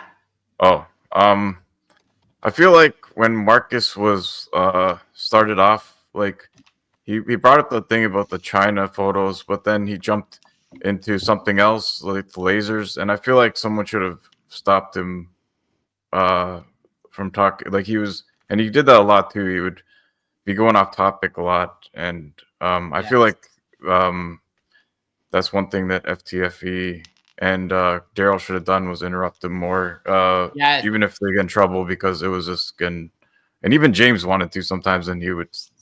I don't know why he wasn't, which was kind of scary. But and then I guess we learned that Flatzoid is he did imports and exports like George Costanza or something. I wonder what he was importing. Why didn't he mention what he imported and exported? Unless he was scared to talk about what he actually was importing, exporting in South Africa. Sounds like he may have been doing some drug exporting or something. I have blood diamonds. Might have been bull crap, but that's just me. Blood diamonds. Welcome. That's a good one. That's a good one. Like Batman. James Bond. He's like import export. That was James Bond. That was my main points I wanted to bring up, though. Yeah, what's up, Batman? Phew. Hello. Well, you have to remember, Max, all these governments are actually working together. They pretend to hate each other, and they just want to kill their citizens. Because remember, they're trying to depopulate us, so they go to war so the citizens will die. You know, it's all run by one big organization. Yeah. That's... Wait, now you need to make the poll again because Batman has a beard too. that brings up a good point. They say they're trying to kill everybody, and they're trying to control everybody. Well, how do you control people that you kill? How does that work?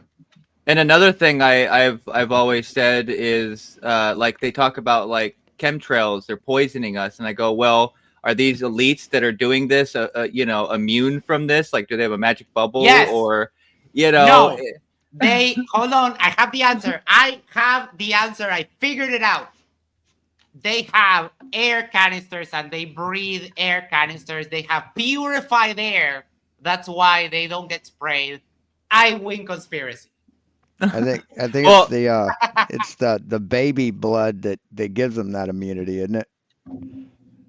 Yeah, that could be, yes. Adrenochrome. Adrenochrome? Yeah. Whatever it's called, yeah. Yeah, we're going to get we keep this up, we're going to get the money test. So let's dial it back. Let's dial it back. I think Mr. YouTube, hold on, let me make a disclaimer. Mr. YouTube, that we were joking. We don't believe any of that. All of that is fake. So we're making fun of those people. We love you, Lord YouTube. Please don't take our money away. Thank you so much. I was gonna say something like that's. I heard Witsit saying in the Discord the other day. He was saying, I think he actually takes them seriously when they talk about the Vril power, the German Nazi Vril power, that they used to say that they could power space UFOs. It's like big time conspiracy, but he believes in that crap. Okay. Just waiting on Witsit to shave his head any day now. Well, and the last thing I was going to say real quick after that one part I said, which was, again, if they were trying to depopulate us, why would they do so many food recalls? Like, wouldn't they just let us eat the food that's, not good for us or has stuff in it? Like, come on. They're not doing a very good job at it. I wonder how Witsit would look with the Charles Chaplin mustache, being that he has a red beard. I think that will look super weird, but Sean shared us the link to that video they were showing of the vacuum chamber. So you have that here if you want to check that out, but not now. Hold on. Finish the show and you can watch it after. Don't be so eager. Come on. Relax. What else? There's only 9 votes. There's only 9 votes. We need more votes in the yes, and vote in the poll. Come on. The winner gets a prize. Batman came in late, so he's not part of the poll, but no, I automatically win. Well, I don't know. ZYXZ, there is no such thing as an airtight zip because I haven't personally seen one tested. And this is a good segue into the next topic, the topic of spacesuits and pressure. It's hilarious how they don't understand any of this. It's absolutely hilarious. So, one of the scuba diving suits that they use to go like deep diving, when those are like metal, right? And they are a metal structure, so sort of like an armor, because you have to withstand more pressure if you go down into the sea than the pressure differential between the inside of a spacesuit and the outside.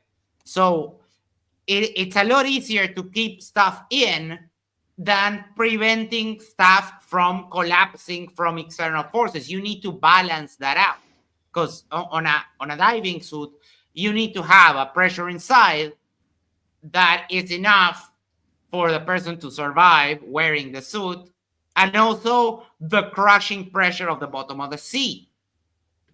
So it's super weird why they don't understand that. And then they said something about Chernobyl, and someone posted in the side chat, in the Van Allen belts, it's like 50 millirads per hour, whereas in Chernobyl, the radiation is like 2,000 millirads per minute or so. I don't remember the exact numbers, but it was kind of that comparison. You have 50 units of radiation against 2,000 units of radiation.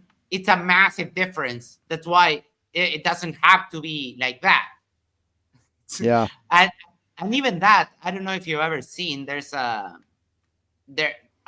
few months ago, or maybe towards the beginning of the year, people near Chernobyl were having a few problems with radiated wolves that live there, and they seem to have evolved some sort of radiation resistance. I'll see if I can find the article and share it with everyone. Fascinating. Yeah, we all know they have two heads and look grotesque. I mean, we've all played Fallout. Come on. Yeah. No, they are they're normal wolves. Yeah, I know. I mean, what did he think they went to space in? Like just a North Face jacket? He's talking about being on Mount Everest. You know, you have to have protection on Mount Everest. Yeah, they had protection. Those spacesuits were designed, for thermal. And he talked about getting too hot. They burn up. No, they had a cooling system built in. Yes. He didn't do any research on the suits. Yeah. None whatsoever. And speaking of the cooling system, I think it's interesting that when a spacesuit has a leak and the liquid starts flowing into the helmet, they start going, see, this is proof that they're in pools doing all this. Yeah. It's like, no, it's the water in the suit oh my goodness gracious, people. Yeah. Yes. I mean, it's the coolant, it's their breath. Your breath is very humid. And when you don't have anything to take that away, they have a wick that's basically like it's an absorbent pad that has like a suction device on it that pulls it out. Yeah. Right. It absorbs it and then extracts it and then recycles it into the suit. And that stopped working and the guy couldn't breathe. It just covered his face like a blob. Yeah. Yes. Pretty scary. Just like when they also talk about the air that they breathe, it's like they don't understand, because they go, well, scuba divers, they only get this much oxygen. I'm like, first of all, what the astronauts are using is different than what scuba divers use. They use a completely different system. Like these people don't understand the basics of stuff. Like, again, I'm not the smartest person, in the tool shed, but even I can understand, how these things work for the most part. I'm starting to kind of like, I will say this, it starts to feel like we are literally living in the movie Idiocracy, because it seems like people that are like average intelligence seem to be looked at as like super smart, when it's no, we're just surrounded by idiots that are putting a square peg in a round hole. Yep. Those and those suits, the I forgot what I was going to say. While Never you mind. think, Bob tells me, can you show a still image of the video of the vacuum chamber around when the rubber glove pops? You can see there aren't people in there. Okay, let me try to do that. I'm opening the video. Gonna say Yes, one thing Bob. about the MC Toon and Kyle Adams debate. Oh my I God, thought it yeah. was funny. I thought it was funny when he said, "What does CGI stand for, Kyle?" And he's like, "Computer generated graphics." And he was like, "WCGG." Okay, Kyle. Because words are overrated. Kyle, I would love to debate Kyle. It would be fascinating just to talk to him. Yeah. That brings up a point. Everybody, all the flat earthers criticize Professor Dave Explains for not being a real professor, and he calls himself a professor. He actually taught like for 8 years in university, and they never say a word about Kyle, who calls himself the professor of Flat Earth University, which doesn't exist, and he's not accredited for anything. Yeah. The only students are his wife and his kids. Make us all doctorates again. No, I am a student of that university. I enrolled in Kyle's did you? university. I made a video of that, and it's so much worse than anyone imagines. Oh His no. university is just a board on a website that it gives you a very schizophrenic, a schizophrenic person made this because it has no order. There's material sprinkled around a bunch of sites, and it is so much worse. If you haven't seen that, check out the video I made. It's a bit blurry because I messed up the sharing on that, but it was it's full of dirt. So Yeah. I Do you have remember the title name or? yes, I think it's just search Flat Earth University and you'll find it. Okay. Hold on, I have the screenshot here. Let me share it. Because again, it's so annoying that you do a little investigating and you catch Flatzoid in a lie. There is. It's so annoying, so annoying. Hold on, I have it ready. All right, present, share screen, and here we go. But let me do this. There. So there's just a helmet here, but the guy is alone inside the vacuum chamber. You liar. And he calls himself like such a great Christian. He will criticize everyone for not following his derpy view on what Christianity is, and he's a filthy liar. He didn't want to show that part of the video. He kept avoiding showing that part Yes, of the video. definitely. Ace SW says, Flatzoid presented denial and appeal to the second law of thermodynamics based on his misunderstanding of it. Yes, clearly as shown by Darryl, and thinking Earth has a border dome because the Bible says so. That's all. Thank you for being here. And yes, we went through, and let me share the link to that. So if you want to check that out and listen to it and listen to the lady's voice being a lower register when she breathes in this gas, that's the opposite as helium. So the link is right there in the side chat for you to see how you can have that gas be on a container without anything. And it's such a dense gas that it stays down.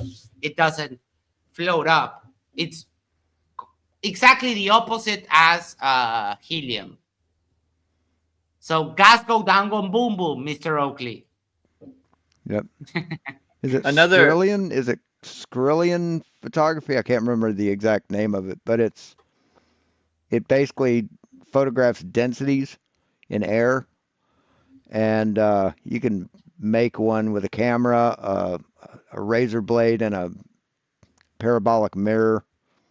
You have to do it across your whole room. It's like very technical setup, but it actually shows gas flowing downward when you pour like sulfur hexafluoride or carbon dioxide, or it actually shows the gas itself by the density change. It's very, very interesting techniques.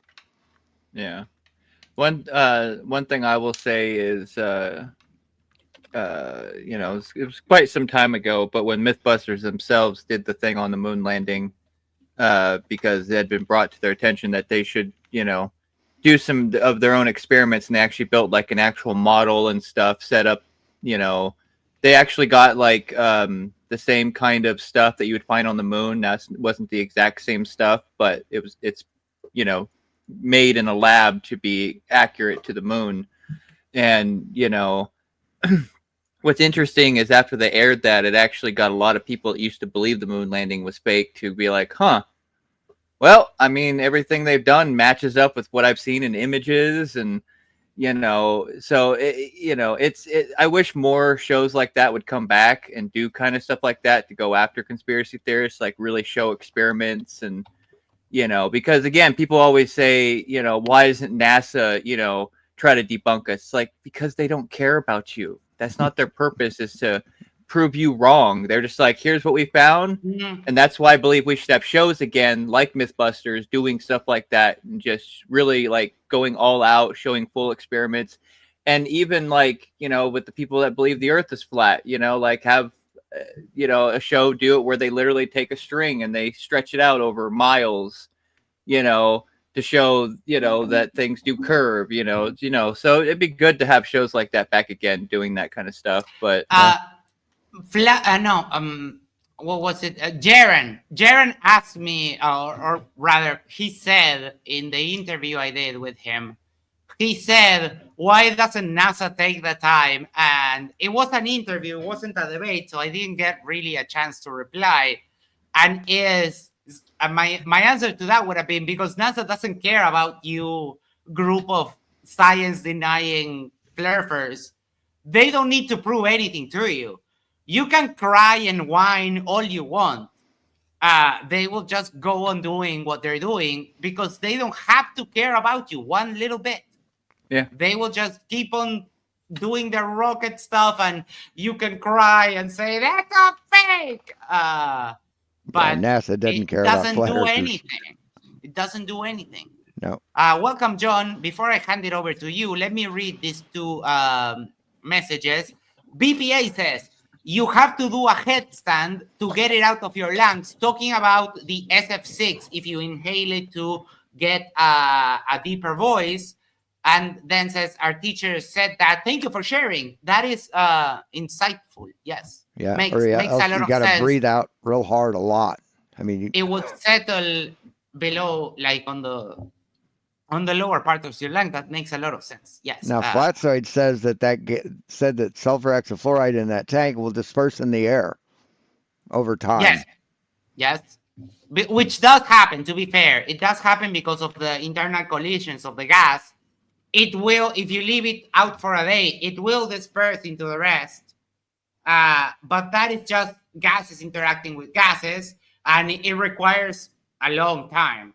The guy there showed that it stays there for a while, and that you can even have a little tinfoil ship floating over it. That's super fun. It's a really cool experiment. Now, my one question on those, before you get to John, is yes, Flatsoid says that the gas will disperse into the container evenly, and like it'll just fill the container. Well, why hasn't his atmoplane filled the dome yet? Because we still register like close to zero air pressure, way up high. So why does his atmoplane, why does the flat Earth atmoplane disobey the laws of thermodynamics? Oh, because Flatsoid doesn't understand. It's the default answer to any question he asks. I have a question for you later, Sean, but let me hand it over to John Foley. How are you? Did you watch the debate? I did.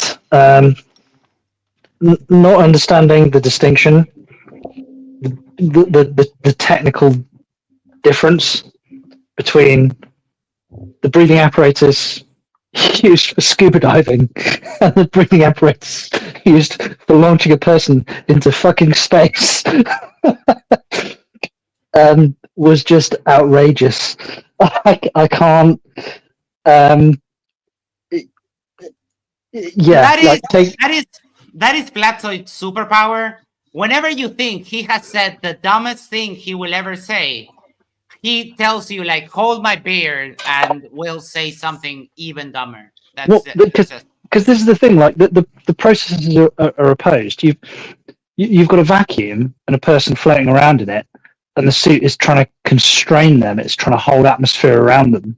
Whereas with scuba diving, every 10 meters, 30 feet that you go below the surface of water, you're under an additional atmosphere of pressure. So it's forcing all of the gases into your bloodstream more aggressively than that happens at Earth sea level. So they are completely opposite processes, to the degree that once you get below about 60 meters when you're scuba diving, you can't actually just use compressed air anymore, otherwise you'll die, because the pressure pushes too much oxygen into your blood. You have to do what's called technical diving. So what you do is you have a tank that has a higher level of nitrogen introduced to it and less oxygen, so that you don't have too much oxygen forced into your blood and you don't fucking stroke out underwater. Right. The danger being that you're at more risk of nitrogen narcosis, because the additional pressure under normal conditions, nitrogen isn't absorbed into the bloodstream because we're not under enough. It's inert. We just breathe it in, breathe it out. But if you put the human body under enough pressure, it forces the nitrogen into the bloodstream and it displaces oxygen, and you end up with something called nitrogen narcosis, which is like being drunk, which is seldom a good thing when you're several meters under the surface of an ocean. I mean, my understanding is that in space they actually use pure O2, and they regulate, because firstly it gives you, if you're not just compressing nitrogen and oxygen and other contaminants that you don't really need, if you just compress pure O2, then for the same amount of like space, tank size, you get more time to breathe, because the O2 is the bit that's pertinent, it's the relevant bit. So obviously it's about resource management. And I think this goes back a little bit to what we were talking just now with Sean about the NASA engineers being on top of literally everything and doing multiple experiments and having a lot of experience in the engineering, in what happens to the body under, because when you dive, you have the problem of hypoxia, not having enough oxygen. But as John was saying, the opposite is also true, that if you get too much oxygen, like when you hyperventilate, then it's a very careful balancing act. That's actually the bigger problem. So I've done dive master training, so I'm a certified scuba diver. So the big, it's more the lack of oxygen, whilst bad, you can actually deal with. So everybody who's done their DMT course does an advanced scuba rescue training. So what you'll do is you'll do a scuba dive down to 40 meters. Then you have to take off all of your gear, your respirator, your tank, your backup respirator. You have to take off your weight belt, your BCD, your buoyancy control device. And then, sorry, there's a dog. Wait, Layla, stop it. Sorry, it's my dog barking away. You have to take it all off, and then you have to do a free ascent with none of your kit. And because you've breathed in, so what you do is you take in a deep breath at 40 meters, and when you take in that deep breath, you're taking in that deep breath at 40 meters of pressure, 4 atmospheres of pressure. So when you start to ascend, you don't actually have to breathe out. You don't have to lift your diaphragm and breathe out as you normally would.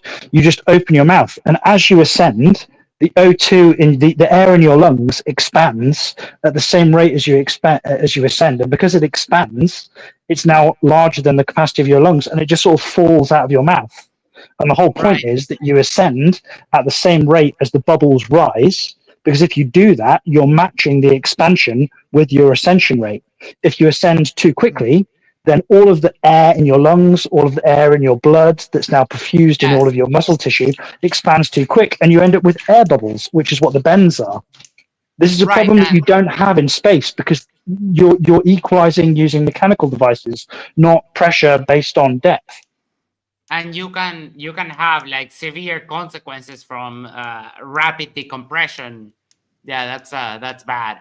So let me tell everyone that Billy won the poll. So Billy, you have the more magnificent beard on the panel today. So let's give it a round of applause. And the production team will contact you for your prize. There is definitely a prize, trust me. I'm not lying. All right. Yes. Hold on. I had a comment I wanted to show. No, I lost it. Well, never mind.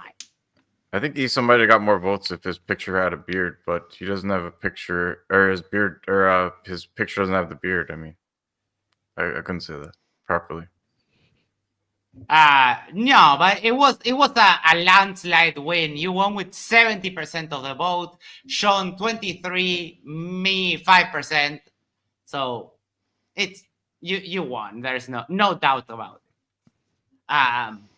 So we talked about the suits, talked about the cameras, the emotion, and that kind of stuff. What's left? Because I was losing attention quickly. I was playing with a cat. And, Can I just quickly go back to the yes, it wasn't this so it was actually I think it was a previous debate, and it was when the hoax the hoax part of the guys, they were talking about the sublimation rate of aluminium in a vacuum. Oh my God, yes, that was Kyle. Go ahead. Yeah. Jesus H. Christ. Yes. I know it wasn't this debate. Yes. No, but we didn't. I was busy with a lady. Well, there was no after show for that, so that's why I thought I'd mention it. Yeah. Well, yeah, I mean, lady after show. I said, what the hell? But yes. Go ahead. You made the right choice. Let's talk about that, and we can go a little bit into that debate too, since this one was, man. It was just the fact that they didn't understand the distinction between like the mathematics around negative powers. So he saw like -12 to the x -18 or whatever the numbers were, and all he saw was quote unquote big number, and thought that meant that like because the sublimation rate of aluminium at Earth sea level was x, because that number seemed to be bigger at a lower pressure, that must mean that as soon as you take aluminium outside of Earth's atmosphere, it like boils on the spot. Right. And then the other chap did the maths literally there. He was like, hang on a minute, I'm just going to work this out. And he goes, right, so that means that the percentage difference on sublimation rate is 0.0001%. It just blew his argument to bits instantly. And the fact of the matter is that we still have shit that's made of aluminium that's been just lying around on the moon for the last nearly 60 years, 70 years. Everything that we send into orbit is like made of aluminium. Well, it's still there. He thinks Joseph Smith was a prophet too, right? So. Well, yeah, I mean, Kyle can't really discern reality from fiction. But he said that aluminium would instantly sublimate. It would instantly vaporize. Like if that was a thing. That's why it has a sublimation rate, because it happens over time. But Kyle is so dumb that he doesn't know how to like correctly read information. That's why I say it would be fascinating to talk to Kyle. Let me read this. David, thanks for reminding me I can't grow a beard, and he sent us €2 for that. I'm sorry. It's not that we're bashing you. It's just that happy coincidence, I would say. Zixi says, it's amazing how completely dumb some science deniers are, and most of them can't do maths at all. And yes, we're going to go right back to that Kyle and who was the other one? Kyle and who was it?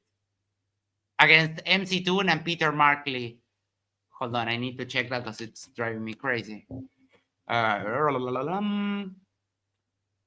Kyle, and fake Dr. Raza. Fortunately, he's not calling himself Dr. Raza anymore. He's calling himself Brother Raza. Big congratulations to him. I think he probably got tired of everyone telling him you're not a doctor. What was I going to show before I got sidetracked with that?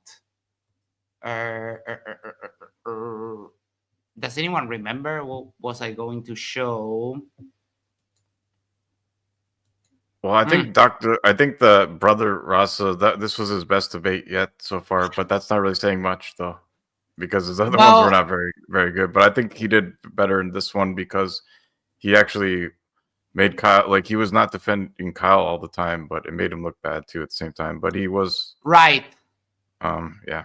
Yeah, but he still doesn't understand the format. They were about halfway through the open discussion, and he says, "I have evidence." When on his opening, he just rambled incoherently. Oh, and I remember what I was going to share. I was going to share this just to show that Darryl is a badass, and he literally made Witsit cry. So bear with me just a second. Yes, here we go. You did math and you could pass the test and not have to write the answers down. So why don't you tell me, how would you integrate this?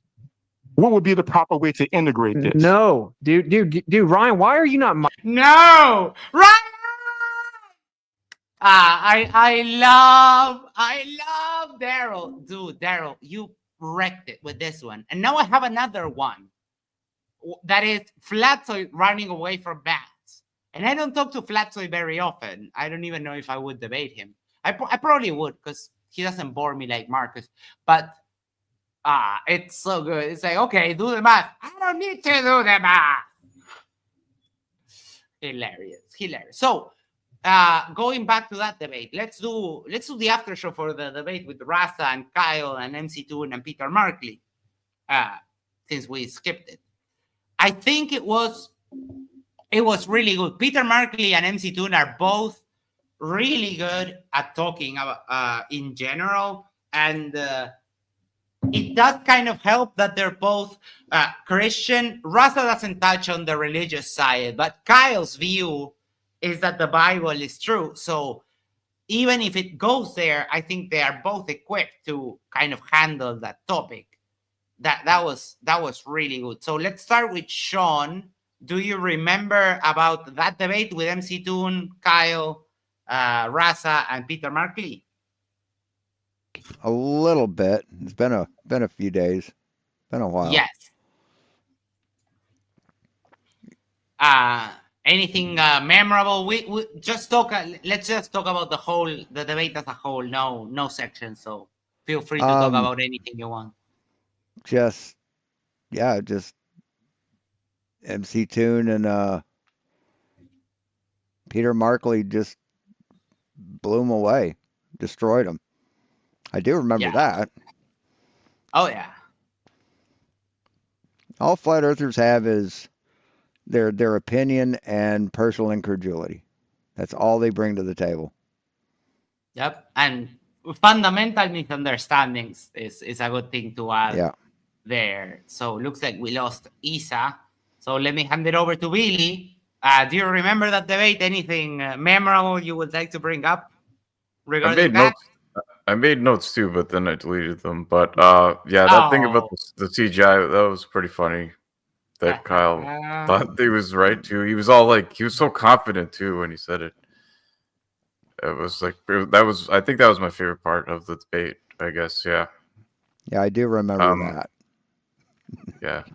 Other than that, I mean, it was okay though. Yeah. I feel like Peter was a little bit more aggressive too than MC Toon, but MC Toon is usually the less aggressive person out of the ones, except for when you question his faith.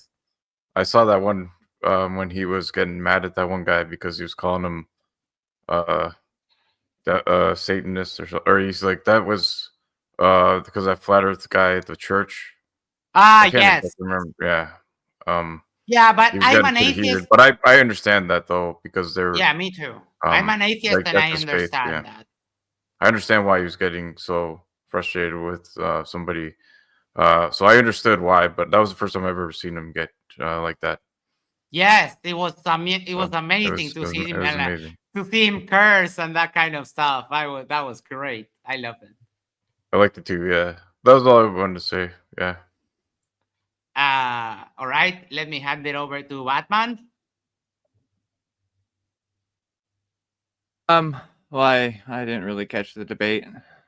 Okay, no problem. John, anything you would like?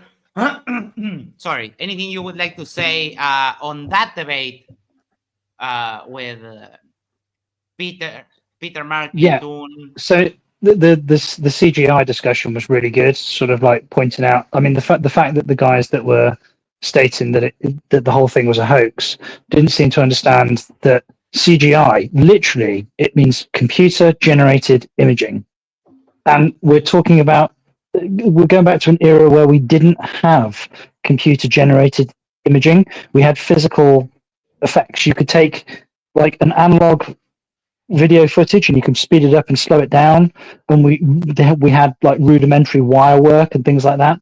And when the chap who was talking about like he'd sampled the frame rate and gone, you can't slow this down and speed this up, because if you'd have speeded this up and slowed this down, if this was filmed in a studio, it would have looked like this. And we all know what he was talking about. We've all seen those films from like the 1950s where they're filming a car chase, and it's gone, they've filmed it slowly, but they've speeded the footage up, and it just looks, you can't quite put your finger on why, but it just doesn't look right, you know? Right. And this is exactly what he was talking about here. You can't do that. How they're walking, their gait on the moon. And then when he goes, okay, and like let's